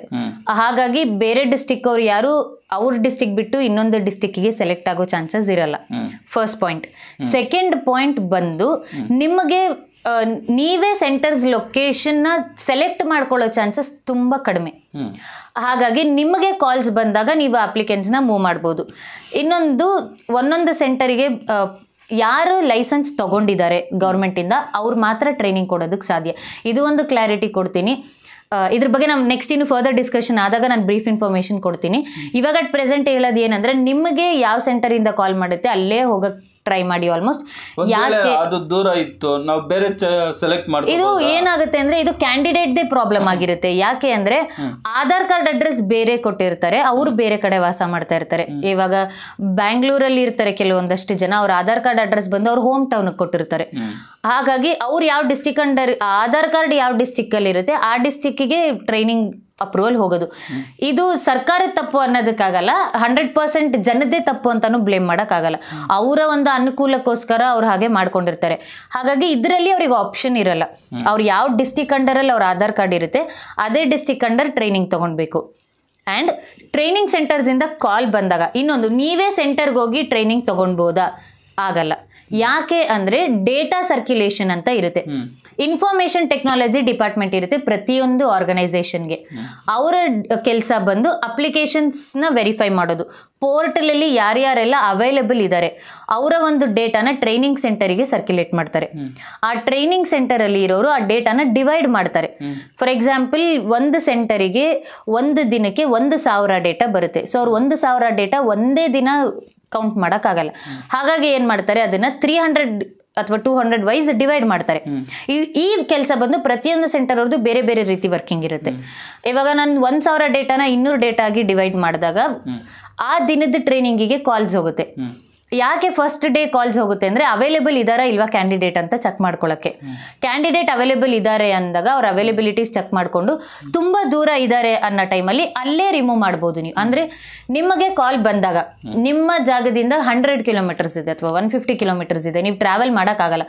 ದಯವಿಟ್ಟು ನಿಮಗೆ ಡೇ 1 ಕಾಲ್ ಬಂದಾಗಲೇ ಡಿಸ್ಟೆನ್ಸ್ ಬ್ಯಾರಿಯರ್ ಇದೆ ಅಥವಾ ನನಗೆ ನನ್ನ ಜಾಗದಿಂದ ಆ ಜಾಗಕ್ಕೆ ಹೋಗೋಕ್ಕೆ ನನಗೆ ತೊಂದರೆ ಇದೆ ಅಂತ ಹೇಳಿ ಅಲ್ಲೇ ಕ್ಯಾನ್ಸಲ್ ಮಾಡಿಸಿ. ಕ್ಯಾನ್ಸಲ್ ಮಾಡಿದ ತಕ್ಷಣ ನಿಮ್ದು ಯಾವುದೇ ರೀತಿ ಲೋನ್ಗೆ ತೊಂದರೆ ಆಗಲ್ಲ, ನಿಮ್ಮ ಅಪ್ಲಿಕೇಶನ್ಗೂ ತೊಂದರೆ ಆಗಲ್ಲ. ಆ ಸೆಂಟರ್ ಅವರು ಆ ಪರ್ಟಿಕ್ಯುಲರ್ ದಿನಕ್ಕೆ ಅವತ್ತಿನ ದಿನಕ್ಕೆ ನಿಮ್ಮ ಹೆಸರನ್ನ ತೆಗಿತಾರೆ. ಅಪ್ಲಿಕೇಶನ್ ಅಲ್ಲ, ಅವರೊಂದು ಪ್ರಿಂಟ್ಔಟ್ ಅಲ್ಲಿ ರಿಮೂವ್ ಮಾಡ್ತಾರೆ ನಿಮ್ಮ ನೇಮ್ನ, ನೀವು ಅವತ್ತು ಅವೈಲೇಬಲ್ ಇಲ್ಲ ಅಂತ. ಸೊ ಯಾರ್ಯಾರು ಅವೈಲೇಬಲ್ ಇದ್ದಾರೆ ಅವ್ರನ್ನ ಮಾತ್ರ ತಗೋಬೇಕು. ಇದು ಸೆಂಟರ್ಸ್ಗೆ ಇರುವಂತ ಇನ್ಫಾರ್ಮೇಶನ್. ಫಾರ್ ಎಕ್ಸಾಂಪಲ್, ನೀವು ನನ್ಗೆ ಸೆಲೆಕ್ಷನ್ ಹಾಕಿದ್ರ ವಿಶ್ವಕರ್ಮ ಯೋಜನೆಗೆ ಟ್ರೈನಿಂಗ್ ಬನ್ನಿ ಅಂತ ನೀವು ಕೂಗ್ತೀರಾ. ಬಟ್ ನನ್ಗೆ ಒಂದು 10 days ಆ ಬರೋ ಮೂಮೆಂಟ್ ಅಲ್ಲಿ ಇರೋದಿಲ್ಲ, ಅಥವಾ 1 month ನಾನು ಬರೋ ಮೂಮೆಂಟ್ ಅಲ್ಲಿ ಇರೋದಿಲ್ಲ. ನೀವು ರಿಮೂವ್ ಮಾಡ್ತೀರಾ ನನ್ನ ಆ ಲಿಸ್ಟ್ ಇಂದ. ಮತ್ತೆ 1 month ಆದ್ಮೇಲೆ ನಾನು ಟ್ರೈನಿಂಗ್ ಬರಬೇಕು ಅಂತ ನಾನು ರೆಡಿ ಆಗ್ತೀನಿ. ಅದೇ ನಂಬರ್ಗೆ ನೀವು ಮಾಡಿರೋ ಕಾಲ್ಗೆ ಮತ್ತೆ ರಿಟರ್ನ್ ನಾನು ಕಾಲ್ ಮಾಡ್ತೀನಿ, ಈ ಥರ ಟ್ರೈನಿಂಗ್ ಬರಬೇಕು ಅಂತ ಹೇಳ್ಬಿಟ್ಟು. ಮತ್ತೆ ನನ್ನ ನೀವು ಟ್ರೈನಿಂಗ್ ಸೆಲೆಕ್ಟ್ ಮಾಡ್ಕೊತೀರಾ ಇಲ್ವಾ ಅಷ್ಟೇನಾ ಅಂತ? ನಾನು ಸೆಲೆಕ್ಟ್ ಅಂದ್ರೆ ಆ ಪರ್ಟಿಕ್ಯುಲರ್ ಸೆಂಟರ್ ಅವರು ಸೆಲೆಕ್ಟ್ ಮಾಡ್ಕೊಳಕ್ ಆಗಲ್ಲ. ಯಾಕೆ ಅಂದ್ರೆ ನಿಮ್ದು ಯಾವ ಬ್ಯಾಚ್ ಟೈಮ್ ಅಲ್ಲಿ ನಿಮ್ ಹೆಸರು ಇರುತ್ತೆ ಅದಲ್ಲಿ ರಿಮೂವ್ ಮಾಡಿದಾಗ ಆ ಬ್ಯಾಚ್ ಕ್ಲೋಸ್ ಆಗಿರುತ್ತೆ. ಇದು 5 ರಿಂದ 7 ದಿನ ಟ್ರೈನಿಂಗ್ ಆಗಿರೋದ್ರಿಂದ ಅಲ್ಲಿ ಪರ್ಟಿಕ್ಯುಲರ್ ಬ್ಯಾಚ್ ಅವತ್ತಿನ ದಿನಕ್ಕೆ ಕ್ಲೋಸ್ ಆಗ್ಬಿಡುತ್ತೆ. ಬ್ಯಾಚ್ ಫಾರ್ಮೇಶನ್ ಅಂತ ಆಗುತ್ತೆ. ಪೋರ್ಟಲ್ ಅಲ್ಲಿ ಹೆಸರುಗಳು ತಗೊಂಡಾಗ ನಾವು 200 ಜನ ನಮ್ಗೆ ಬರ್ತಾರೆ ಅಂತ ಕೌಂಟ್ ಮಾಡಿದಾಗ ಫಸ್ಟ್ ಡೇ ಎಷ್ಟು ಜನ ಬಂದಿರ್ತಾರೆ, ಮೊದಲನೇ ದಿನದ ಅಪ್ರೂವಲ್ ನ ಎಷ್ಟು ಜನ ತಗೋತಾರೆ ವಿತ್ ದೇರ್ ಆಧಾರ್ ಕಾರ್ಡ್, ಅವ್ರನ್ನ 30 ರಿಂದ 40 ಜನ ಆಗಿ ಒಂದೊಂದು ಬ್ಯಾಚ್ ಆಗಿ ಡಿವೈಡ್ ಮಾಡ್ತಾರೆ. ಸೊ ಒಂದು ಟೈಮ್ಗೆ ಮಲ್ಟಿಪಲ್ ಬ್ಯಾಚಸ್ ಆಗುತ್ತೆ. ಆ ಟೈಮಲ್ಲಿ ನಿಮ್ಮ ಹೆಸರು ಆ ಬ್ಯಾಚ್ ಅಲ್ಲಿ ಆಡ್ ಆಗಿಲ್ಲ ಅಂದ್ರೆ ಅಲ್ಲಿಗೆ ಕ್ಲೋಸ್ಡ್. ಅದು ಯಾವುದೇ ಒಂದು ನೆಕ್ಸ್ಟ್ ಬ್ಯಾಚ್ಗೆ ನಾವ್ ಹಾಕೊಳಕ್ಕಾಗಲ್ಲ. ಎಲ್ಲಿವರೆಗೂ ಅಂದ್ರೆ ಡೇಟಾ ರಿಟರ್ನ್ ಬರೋವರೆಗೂ. ಸೊ ನೀವು ಅಲ್ಲಿ ಇನ್ನು ಟ್ರೈನಿಂಗ್ ಆಗದೆ ಇರುವಂತ ಕ್ಯಾಂಡಿಡೇಟ್ ಅಂತಾನೆ ತೋರಿಸಿರುತ್ತೆ. ಸೊ ರಿಟರ್ನ್ ಡೇಟಾ ಬರೋ ಟೈಮಲ್ಲಿ ನಿಮ್ಮ ಹೆಸರು ರಿಟರ್ನ್ ಬರುತ್ತೆ. ಅಂಡ್ ಅದು ನನಗೆ ಬಂದಿರ್ಬೋದು ಅಥವಾ ಬೇರೆ ಸೆಂಟರಿಗೂ ಹೋಗಿರ್ಬೋದು, ಬರುತ್ತೆ. ಹೌದು, ಕ್ಯಾನ್ಸಲ್ ಆಗಿರಲ್ಲ, ಯಾವುದೇ ರೀತಿ ಅಪ್ಲಿಕೇಶನ್ ಕ್ಯಾನ್ಸಲ್ ಆಗಲ್ಲ, ಲೋನು ಕ್ಯಾನ್ಸಲ್ ಆಗಲ್ಲ, ರಿಟರ್ನ್ ಕಾಲ್ಸ್ ಬರುತ್ತೆ. ಅದೇ ಸೆಂಟರ್ ಇಂದ ಬರುತ್ತೆ ಅನ್ನೋ ಗ್ಯಾರಂಟಿ ಇರಲ್ಲ. ದೇರ್ ಆರ್ ಚಾನ್ಸಸ್ ಅದೇ ಸೆಂಟರ್ ಇಂದ ಬರಬಹುದು, ಇಲ್ಲ ಬೇರೆ ಸೆಂಟರ್ ಇಂದ ಬರ್ಬೋದು, ಆದ್ರೆ ಬಂದೇ ಬರುತ್ತೆ. ಬೆಸ್ಟ್ ಆಪ್ಷನ್ ಏನಪ್ಪಾ ಅಂತ ಅಂದ್ರೆ ಅವರು ಟ್ರೈನಿಂಗ್ ಕಾಲ್ ಮಾಡಿದಾಗ ನಾವು ಟ್ರೈನಿಂಗ್ ಹೋಗೋದು ಬೆಸ್ಟ್. ನೆಕ್ಸ್ಟ್ ಬರೋವರೆಗೂ ಏನಾಗುತ್ತೆ ಅಂತಾನು ಯಾರು ಗೆಸ್ ಮಾಡೋದಕ್ಕಾಗಲ್ಲ. ಹಾಗಾಗಿ ಟ್ರೈನಿಂಗ್ ಕಾಲ್ ಬಂದಾಗ ನಾವು ಹೋಗೋದು ಬೆಸ್ಟ್. ಹೌದು, ನೀವು ಆ ಟೈಮಲ್ಲಿ ಅವೈಲೇಬಲ್ ಮಾಡ್ಕೊಳ್ಳೋದು ಬೆಸ್ಟ್. ಕೆಲವರಿಗೆ ಡೌಟ್ಸ್ ಇದೆ, ನಾನು ಆ ಟೈಮಲ್ಲಿ ನನ್ನದೇ ಆದ ರೀಸನ್ಸ್ಗೆ ಬರೋಕ್ಕಾಗಲ್ಲ. ಅದನ್ನ ನೀವಲ್ಲಿ ಮೆನ್ಷನ್ ಮಾಡಿದ್ದಾಗ ಭಯ ಬೇಡ, ನಿಮ್ಮ ಅಪ್ಲಿಕೇಶನ್ ಕ್ಯಾನ್ಸಲ್ ಆಗಿರಲ್ಲ ಅಥವಾ ಏನು ಪ್ರಾಬ್ಲಮ್ ಆಗಿರಲ್ಲ. ನಿಮ್ಗೆ ನೆಕ್ಸ್ಟ್ ಮತ್ತೆ ಕಾಲ್ಸ್ ಬರುತ್ತೆ ಬೇರೆ ಬೇರೆ ಸೆಂಟರ್ಸ್ ಇಂದ. ಬೈ ಕೇಸ್ ನನಗೆ ಕಾಲ್ ಬರಲೇ ಇಲ್ಲ, ತುಂಬಾ ಟೈಮ್ ಆಯ್ತು ನನಗೆ ಬರಲೇ ಇಲ್ಲ, ದಯವಿಟ್ಟು ಅದೇ ನಾನು ಮುಂಚೆ ಹೇಳಿದಾಗೆ ಮತ್ತೆ ಈ ಚಾನಲಲ್ಲೂ ಆಲ್ರೆಡಿ ಇರೋ ಅಪ್ಲಿಕೇಶನ್ಸ್ ಪ್ರಕಾರ ನಿಮ್ಮ ಅಪ್ಡೇಟ್ ಸ್ಟೇಟಸ್ನ ಚೆಕ್ ಮಾಡಿ ವೆಬ್ಸೈಟ್ಗೆ ಹೋಗಿ. ಅಲ್ಲಿ ನಿಮಗೆ ತೋರಿಸುತ್ತೆ ನಿಮ್ದಿನ್ನೂ ಕಾಲಮ್ ಇದೆ, ವೇಟಿಂಗ್ ಅಲ್ಲಿ ಇದೆ ಅಂದ್ರೆ ಶೋರ್ ನಿಮಗೆ ಕಾಲ್ ಬರುತ್ತೆ ಅಂತಾನೆ ಅರ್ಥ. ಯಾವುದೇ ರೀತಿ ಕ್ಯಾನ್ಸಲೇಷನ್ ಆಗಿರಲ್ಲ. ಸೊ ಇದ್ರ ಬಗ್ಗೆ ಇನ್ನೂ ಕನ್ಫ್ಯೂಷನ್ ಬೇಡ ಜನರಿಗೆ. ನಿಮ್ಗೆ ಟ್ರೈನಿಂಗಿಗೆ ಅವ್ರು ಕರೆದಾಗ್ಲೇ ಹೋಗ್ಬೇಕು. ಯಾಕೆ ಅಂದ್ರೆ ಇದು ಸೆಂಟರ್ ವೈಸ್ ಒಂದು ಇನ್ಫಾರ್ಮೇಶನ್ ಕೊಡಕ್ಕೆ ಇಷ್ಟಪಡ್ತೀನಿ. ಒಂದು, ಸೆಂಟರ್ ಅವ್ರಿಗೆ ಡೇಟಾ ಬಂದು ಯಾರದೇ ಸೆಂಟರ್ ಅವರು ಅವರೇ ತಗೊಳ್ಳೋದಕ್ಕಾಗಲ್ಲ. ಅವ್ರಿಗೆ ಡೇಟಾ ಸರ್ಕ್ಯುಲೇಟ್ ಮಾಡೋ ಒಂದು ಡಿಪಾರ್ಟ್ಮೆಂಟ್ ಇರುತ್ತೆ. ಸೊ ಡೇಟಾನ ಕೊಡ್ತಾರೆ, ಆ ಡೇಟಾನ ಫಾಲೋ ಅಪ್ ಮಾಡೋದಕ್ಕೆ ಮಾತ್ರನೇ ಸಾಧ್ಯ. ನಾವು ಯಾರನ್ನೂ ಸೆಲ್ಫ್ ಅಡ್ಮಿಷನ್ ಮಾಡ್ಕೊಳಕ್ಕಾಗಲ್ಲ. ಯಾವುದೇ ರೀತಿ ಸೆಂಟರ್ ಅವರು ಕೂಡ ಸೆಲ್ಫ್ ಅಡ್ಮಿಷನ್ ಮಾಡ್ಕೊಳಕ್ಕಾಗಲ್ಲ. ಆಲ್ರೆಡಿ ಇರೋ ಡೇಟಾನ ಪ್ರೊಸೀಡ್ ಮಾಡ್ಬೋದು. ಆ್ಯಂಡ್ ಮೋರ್ ಓವರ್, ಇವತ್ತು ಕೆಲವ್ರಿಗೆ ಇನ್ನೊಂದು ಕ್ಲಾರಿಟಿ ಕೊಡಬೇಕು ಜನರಿಗೆ. ನೀವು ಸೆಂಟರ್ಗೆ ಟ್ರೈನಿಂಗಿಗೆ ಹೋಗ್ತೀರಾ, 7 ದಿನದ ಟ್ರೈನಿಂಗ್ ಅಂತ ಹೇಳ್ತಾರೆ. ಮೊದಲನೇ ದಿನ ನಿಮ್ಮನ್ನು ಕರೆಸ್ಕೋತಾರೆ, ನಿಮ್ಮ ಟ್ರೈನಿಂಗ್ ಅಪ್ಲಿಕೇಶನ್ ಫಾರ್ಮ್ ಫಿಲ್ ಮಾಡ್ತೀರಾ, ಡಾಕ್ಯುಮೆಂಟ್ ಸಬ್ಮಿಟ್ ಮಾಡಿ ಹೋಗ್ತೀರಾ. ನೆಕ್ಸ್ಟ್ ಡೇ ನೀವು ಬರೋದಕ್ಕಾಗಲ್ಲ. ಆದರೆ ಅದೇ ದಿನ ನಿಮ್ಮ ಅಸೆಸ್ಮೆಂಟ್ ಅನ್ನೋ ಒಂದು ಪ್ರೋಸೆಸ್ ಇರುತ್ತೆ. ಅಂದರೆ ನಿಮ್ಮ ಆಧಾರ್ ವೆರಿಫಿಕೇಶನ್ ಮಾಡ್ತಾರೆ, ನಿಮ್ಮ live photograph hockey kind of test ತರ ಕಂಡಕ್ಟ್ ಮಾಡ್ತಾರೆ. ಅದು ಬಂದು ಇವತ್ತಿಂದ ಬ್ಯಾಚ್ ಸ್ಟಾರ್ಟ್ ಅಂತ ಅಪ್ಡೇಷನ್ ಕೊಡಕ್ಕೆ. ಅವತ್ತಿನ ದಿನ ನೀವು ಬಂದಿಲ್ಲ ಅಂದ್ರೆ ನೀವು ಆ ಬ್ಯಾಚ್ ಅಲ್ಲಿ ಇಲ್ಲ ಅಂತ ಕನ್ಸಿಡರ್ ಮಾಡ್ತಾರೆ. ಸೊ ನೀವು ಅದಾದ್ಮೇಲೆ ಮತ್ತೆ ಬಂದು ನನಗೆ ನಿನ್ನೆ ಏನೋ ಎಮರ್ಜೆನ್ಸಿ ಇತ್ತು, ಬೇರೆ ಏನೋ ಪ್ರಾಬ್ಲಮ್ ಇತ್ತು, ಬರೋದಕ್ಕೆ ಆಗಿಲ್ಲ ಅಂತಂದ್ರೆ ಅದನ್ನ ಕನ್ಸಿಡರ್ ಮಾಡೋಕ್ಕಾಗಲ್ಲ. ಅಂಡ್ ಇದು ಯಾವುದೇ ರೀತಿ ಸೆಂಟರ್ ಅವ್ರ ಪ್ರಾಬ್ಲಮ್ ಅಲ್ಲ, ನಿಮ್ಮದು ಪ್ರಾಬ್ಲಮ್ ಆಗಿರುತ್ತೆ. ಸೊ ನೀವು ಬಂದಿಲ್ಲ ಅಂದಾಗ ಬ್ಯಾಚ್ ಏನ್ ಮಾಡ್ತಾರೆ, ಆ ಬ್ಯಾಚ್ ಐಡಿ ಆಲ್ರೆಡಿ ಫಾರ್ಮ್ ಆಗ್ಬಿಟ್ಟಿರುತ್ತೆ. ಸೊ ನಿಮ್ನ ಮತ್ತೆ ಆಡ್ ಮಾಡೋದಕ್ಕಾಗಲ್ಲ. ಇವಾಗ ಯಾರಾದ್ರೂ ಮೊದಲನೇ ದಿನ ಬಂದು 2 ದಿನ ಬಂದಿಲ್ಲ, ಆಮೇಲೆ ಮತ್ತೆ ಬಂದು ನನ್ನ ಸೇರಿಸ್ಕೊಳ್ಳಿ ಅಂದ್ರೆ ಸೇರಿಸ್ಕೊಳ್ಳಕ್ ಆಗಲ್ಲ. ಯಾಕಂದ್ರೆ ಬ್ಯಾಚ್ ಆಲ್ರೆಡಿ ಫಾರ್ಮ್ ಆಗಿ ಅಪ್ಡೇಟ್ ಹೋಗ್ಬಿಟ್ಟಿರುತ್ತೆ. ಆ್ಯಂಡ್ ಆಲ್ಸೋ ನೀವು ಪೂರ್ತಿ 5 ದಿನ ಟ್ರೈನಿಂಗ್ ತಗೊಂಡಿದ್ದೀರಾ, ಕೊನೆ ದಿನ ನಿಮ್ಮ ಒಂದು ಅಸೆಸ್ಮೆಂಟ್ ಇತ್ತು, ನೀವು ಬರಲಿಲ್ಲ, ಅವತ್ತು ಕೂಡ ನಿಮ್ಮದು ಆಬ್ಸೆಂಟ್ ಅಂತಾನೆ ಕೌಂಟ್ ಆಗುತ್ತೆ ಹೊರತು ನಾನು 5 ದಿನ ಬಂದಿದ್ದೀನಿ ಇವತ್ತು 1 ದಿನ ಬಂದಿಲ್ಲ ಅಂತ ಯಾಕೆ ಕ್ಯಾನ್ಸಲ್ ಮಾಡಿದ್ದೀರಾ, ಅದು ನಮ್ಮ ಕೈಲಿರಲ್ಲ. ರೂಲ್ಸ್ ಅಂಡ್ ರೆಗ್ಯುಲೇಷನ್ಸ್ ಅದೇ ರೀತಿ ಫಾಲೋ ಅಪ್ ಆಗಿರುತ್ತೆ. ಹಾಗಾಗಿ ಅವರು 1 ದಿನ ಆಬ್ಸೆಂಟ್ ಆದ್ರೂ ಟ್ರೈನಿಂಗ್ ಪೀರಿಯಡ್ ಅಮೌಂಟ್ ಆ ದಿನದ ಬಿಟ್ಟು ಮಿಕ್ಕಿರೋದು ಬರುತ್ತೆ. ಮತ್ತೆ ಲೋನ್ಗೆ ಏನು ತೊಂದರೆ ಆಗಲ್ಲ, ಲೋನಿಗೇನು ತೊಂದರೆ ಆಗಲ್ಲ, ಬರುತ್ತೆ. ಆದ್ರೆ ಇವ್ರು ಇಷ್ಟು ದಿನ ಪೂರ್ತಿ ಟ್ರೈನಿಂಗ್ ತಗೊಂಡಿಲ್ಲ ಅಂತ ಕೌಂಟ್ ಆಗಿರುತ್ತೆ. ಪೂರ್ತಿ ಟ್ರೈನಿಂಗ್ ತಗೊಂಡಿಲ್ಲ ಅನ್ನೋದು ನಿಮ್ಮ ಲೋನ್ ಮೇಲೆ ಎಫೆಕ್ಟ್ ಆಗ್ಬೋದು. ಅದು ನಿಮ್ಗೆ ಯಾವಾಗ ಗೊತ್ತಾಗುತ್ತೆ ಅಂದ್ರೆ ನೀವು ಬ್ಯಾಂಕ್ಗೆ ಹೋಗಿ ಲೋನ್ ಅಪ್ಲಿಕೇಶನ್ ಹಾಕಿದಾಗ ಅದ್ರ ಸ್ಟೇಟಸ್ ಬಂದಾಗ ಗೊತ್ತಾಗುತ್ತೆ. ಅಪ್ಲಿಕೇಶನ್ ಇಂದ ಏನಾದ್ರು ಪ್ರಾಬ್ಲಮ್ ನೀವು ರಜೆ ತಗೊಂಡಿರೋದ್ರಿಂದ ಪ್ರಾಬ್ಲಮ್ ಆಗಿದೆಯಾ ಇಲ್ವಾ ಅಂತ. ಸೊ ಅದು ಆ ಪರ್ಟಿಕ್ಯುಲರ್ ಟೈಮಲ್ಲೇ ಗೊತ್ತಾಗಲ್ಲ. ಆ್ಯಂಡ್ ಮೋರೋವರ್ ನೀವು ಅರ್ಧ ದಿನ ಬಂದಿಲ್ಲ ಅಥವಾ ಪೂರ್ತಿ ದಿನ ಬಂದಿಲ್ಲ ಅಂದ್ರೂ ಅದ್ರ ಅಮೌಂಟ್ ನಿಮಗೆ ಬರಲ್ಲ, ಆ ಸ್ಟೈಪಂಡ್ ಅಮೌಂಟ್ ಬರಲ್ಲ. ಆ ದಿನದ ಮಾತ್ರ ಬರಲ್ಲ. ಹೌದು, ಆ ದಿನದ ಬರಲ್ಲ. ಅವ್ರು ಎಷ್ಟು ದಿನ ಹೋಗಿರ್ತಾರೆ ಅಷ್ಟು ದಿನದ ಮಾತ್ರ ಬರುತ್ತೆ. 3 ದಿನಕ್ಕಿಂತ ಜಾಸ್ತಿ ರಜಾ ತಗೊಂಡಿರೋರಿಗೆ ಅಮೌಂಟೇ ಬರಲ್ಲ. ಫುಲ್ ಎಲ್ಲ ಅಬ್ಸೆಂಟ್. ಹೌದು, ಅಬ್ಸೆಂಟ್ ಅಂತಾನೆ ಅದು. ಯಾಕಂದ್ರೆ ತುಂಬಾ ಕಡಿಮೆ ಡ್ಯೂರೇಷನ್ ಇರುವಂತ ಟ್ರೈನಿಂಗ್ ಇದು. ಹಾಗಾಗಿ ಪ್ರತಿಯೊಂದು ದಿನ ಕೂಡ ಇಂಪಾರ್ಟೆಂಟ್ ಆಗುತ್ತೆ. ಸರಿ, ಈಗ ನೀವು ಟ್ರೈನಿಂಗ್ ಕಾಲ್ ಮಾಡಿದ್ರಿ, ಟ್ರೈನಿಂಗ್ ಎಲ್ಲ ಮುಗೀತು. ಸೊ ಇವ್ರೇನ್ ಮಾಡ್ತಾರೆ, ಟೂಲ್ ಕಿಟ್ಗೆ ರಿಜಿಸ್ಟರ್ ಮಾಡ್ಕೊಂತಾರೆ. ಮಾಡ್ಕೊಂಡಿದ್ದಾದ್ಮೇಲೆ ಎಷ್ಟು ದಿನಕ್ಕೆ ಇವ್ರಿಗೆ ಟೂಲ್ ಕಿಟ್ ಬರುತ್ತೆ, ಅಥವಾ ಈ 15,000 ರೂಪಾಯಿ ಏನಿದೆ ಎಷ್ಟು ದಿನಕ್ಕೆ ಅವ್ರಿಗೆ ಅಕೌಂಟ್ಗೆ ಬರುತ್ತಾ, ಇಲ್ಲ ಟೈಲರಿಂಗ್ ಮಿಷಿನ್ ಬರುತ್ತಾ, ಐಟಮ್ ಬರುತ್ತಾ, ಯಾವ ಥರ ಮೇಡಮ್? ತುಂಬ ಜನ ಕಮೆಂಟ್ ಮಾಡ್ತಾ ಇದ್ದಾರೆ, ನಾವು ಈ ವೋಚರ್ಗೆ ಬುಕ್ ಮಾಡ್ಕೊಂಡ್ವಿ, ನಮ್ಗೆ ಇಲ್ಲೋರ್ಗೂ ಮಿಷಿನ್ ಬಂದಿಲ್ಲ, ಅಮೌಂಟು ಬಂದಿಲ್ಲ ಅಂತ ಹೇಳ್ಬಿಟ್ಟು. ಸೊ ಎಷ್ಟು ದಿನಕ್ಕೆ ಇವ್ರಿಗೆ ಈ ಒಂದು ಐಟಮ್ ಮನೆಗೆ ಬರುತ್ತೆ, ಅಥವಾ ದುಡ್ಡಾದರೂ ಬರುತ್ತೆ? ಇದು ಪ್ರತಿಯೊಬ್ಬರಿಗೂ ಇರೋ ಒಂದು ಡೌಟ್, ಮೇಜರ್ ಡೌಟ್ ಬಂದು, ನೀವು ಟ್ರೈನಿಂಗ್ ಮುಗುದಿಲ್ಲ ಅಂದ್ರೆ ನೀವು ಟೂಲ್ ಕಿಟ್ನ ಅಪ್ಲೈ ಮಾಡೋಕ್ಕಾಗಲ್ಲ. ನಾನು ಇದಕ್ಕೆ ಮುಂಚೆ ಹೇಳ್ದಾಗೆ ನೀವು 3 ದಿನ ಟ್ರೈನಿಂಗಿಗೆ ಬಂದಿದ್ದೀರಾ, ಅದಾದ್ಮೇಲೆ ಬಂದಿಲ್ಲ, ಬಟ್ ಲೋನ್ ಅಪ್ಲೈ ಮಾಡಕ್ಕೆ ಹೋಗ್ತೀರಾ ಅಥವಾ ಟೂಲ್ ಕಿಟ್ ಅಪ್ಲೈ ಮಾಡಕ್ಕೆ ಹೋಗ್ತೀರಾ, ಅಪ್ಲಿಕೇಶನ್ ಆಗಲ್ಲ ನಿಮ್ಮದು. ಯಾಕೆಂದರೆ ನೀವು ಬಂದಿಲ್ಲ ಅಂತ. ಸೊ ಯಾರು 7 ದಿನದ ಅಥವಾ 15 ದಿನದ ಟ್ರೈನಿಂಗ್ ಬೇಸ್ಡ್ ಹೋಗಿರೋರು, ಅಷ್ಟು ಪೂರ್ತಿ ದಿನದ್ದು ಟ್ರೈನಿಂಗ್ ಮುಗಿಸಿದ ಮೇಲೆ, ಆ ಟ್ರೈನಿಂಗ್ ಕಂಪ್ಲೀಟ್ ಆದಮೇಲೆ ಬ್ಯಾಚ್ ಕ್ಲೋಸ್ ಮಾಡ್ತಾರೆ ಸೆಂಟರ್ ಅವರು. ಬ್ಯಾಚ್ ಕ್ಲೋಸ್ ಆಯಿತು ಅಂತ ಒಂದು ಅಪ್ಡೇಟ್ನ ಸರ್ಕ್ಯುಲೇಟ್ ಮಾಡ್ತಾರೆ. ಆವಾಗ ಅದು ಅಪ್ರೂವಲ್ ಥರ. ಸೊ ಇವರು ಅರ್ಹತೆ ಇದೆ ಇವ್ರಿಗೆ ಇವಾಗ ಟೂಲ್ ಕಿಟ್ ತೊಗೊಳಕ್ಕೆ, ಇವ್ರಿಗೆ ಟ್ರೈನಿಂಗ್ ಆಗಿದೆ ಅಂತ. ಸೊ ಆ ಟ್ರೈನಿಂಗ್ ಆದಮೇಲೆ ನಿಮಗೆ ಟೂಲ್ ಕಿಟ್ಗೆ ನಿಮ್ಮ ಅಪ್ಲಿಕೇಶನ್ಸ್ ಓಪನ್ ಇರುತ್ತೆ. ನೀವು ಅಪ್ಲಿಕೇಶನ್ ಹಾಕಿದ್ಮೇಲೆ ನಿಮಗೆ ಅಲ್ಲೂ ಕೂಡ ಒಂದು ಅಕ್ನಾಲೆಜ್ಮೆಂಟ್ ಬರುತ್ತೆ. ಅಕ್ನಾಲೆಜ್ಮೆಂಟ್ ಬಂದು 1 ವಾರದ ಒಳಗಡೆ ನಿಮಗೆ ಒಂದು ಮೆಸೇಜ್ ಬರುತ್ತೆ, ಅಥವಾ ವೋಚರ್ ರಿಲೇಟೆಡ್ ಒಂದು QR ಕೋಡ್ ಬರುತ್ತೆ. ಇದು ಅಟ್ ಪ್ರೆಸೆಂಟ್ ಇರುವಂಥ ಒಂದು ಇನ್ಫಾರ್ಮೇಶನ್. ಇದು ಫರ್ದರ್ ಇನ್ಫಾರ್ಮೇಶನ್ ಚೇಂಜ್ ಕೂಡ ಆಗ್ಬೋದು ಗೌರ್ಮೆಂಟ್ ಅಪ್ಡೇಟ್ ಮೇಲೆ. ಇವತ್ತಿನ ದಿನಕ್ಕೆ ಇರುವಂಥ ಅಪ್ಡೇಟ್ನ ಕೊಡ್ತಾ ಇರೋದು ಇಲ್ಲಿ ಪರ್ಟಿಕ್ಯುಲರ್ ಆಗಿ ಮೆನ್ಷನ್ ಮಾಡ್ತಾ ಇದ್ದೀವಿ. ಇದು ಇವತ್ತಿನ ದಿನಕ್ಕಿರೋ ಅಪ್ಡೇಟ್ ಅಂತ. ನಿಮಗೆ 3 ರೀತಿಯ ಆಪ್ಷನ್ ಇದೆ. ಒಂದು, ನಿಮಗೆ ಈ ವೋಚರ್ ಬರುತ್ತೆ, ಆ ವೋಚರ್ QR ನೀವು ಸ್ಕ್ಯಾನ್ ಮಾಡಿಕೊಂಡು ನಿಮ್ಮ ಅಕೌಂಟಿಗೆ ಅಮೌಂಟನ್ನ ಡೆಬಿಟ್ ಮಾಡ್ಕೊಳ್ಬೋದು, ಐ ಮೀನ್ ನಿಮ್ಮ ಅಕೌಂಟಿಗೆ ನೀವು ಅಮೌಂಟ್ನ ಟ್ರಾನ್ಸ್ಫರ್ ಮಾಡ್ಕೊಳ್ಬೋದು. ಒಂದು. ಇನ್ನೊಂದು, ತುಂಬಾ ಜನರಿಗೆ ಅವರಿಗೆ ಅಮೌಂಟೇ ಟ್ರಾನ್ಸಾಕ್ಷನ್ ಆಗ್ತಾ ಇದೆ. ಈ ರೀತಿ ಅಮೌಂಟೇ ಟ್ರಾನ್ಸಾಕ್ಷನ್ ಆದಾಗ ದಯವಿಟ್ಟು ಬಿ ವೆರಿ ಶ್ಯೂರ್ ಅದು ಸೆಂಟ್ರಲ್ ಗೌರ್ಮೆಂಟ್ ಪ್ರಧಾನಮಂತ್ರಿ ವಿಶ್ವಕರ್ಮ ಆಯೋಜನೆಯಿಂದಾನೇ ಬರ್ತಿರುವಂತ ದುಡ್ಡ ಅಂತ ಒಂದು ಕ್ಲಾರಿಟಿ ಇರಲಿ. ಅದು ಯಾವ ತರ ಕ್ಲಾರಿಟಿ ಸಿಗುತ್ತೆ ಅವ್ರಿಗೆ? ಒಂದು ಬಂದು, ನೀವು ಮೆಸೇಜ್ ನೋಡಿದಾಗ ಪ್ರತಿಯೊಬ್ಬರಿಗೂ ಕಸ್ಟಮರ್ ಕೇರ್ ಇಂದ ಬರೋ ಒಂದು ಮೆಸೇಜ್ ಇದು ಫಾರ್ಮ್ಯಾಟ್ ಗೊತ್ತಿರುತ್ತೆ. ಯಾವುದೇ ರೀತಿ ಒಂದು ಫಾರ್ಮ್ಯಾಟ್ ಹೇಗಿರುತ್ತೆ ಅಂದ್ರೆ, ಫಸ್ಟ್ ಬಂದು ಮೆನ್ಷನ್ ಆಗಿರುತ್ತೆ ಈ ಮೆಸೇಜ್ ಬರ್ತಾ ಇರೋದು PM ವಿಶ್ವಕರ್ಮ ಪ್ರಾಜೆಕ್ಟ್ ಇಂದ ಅಂತ.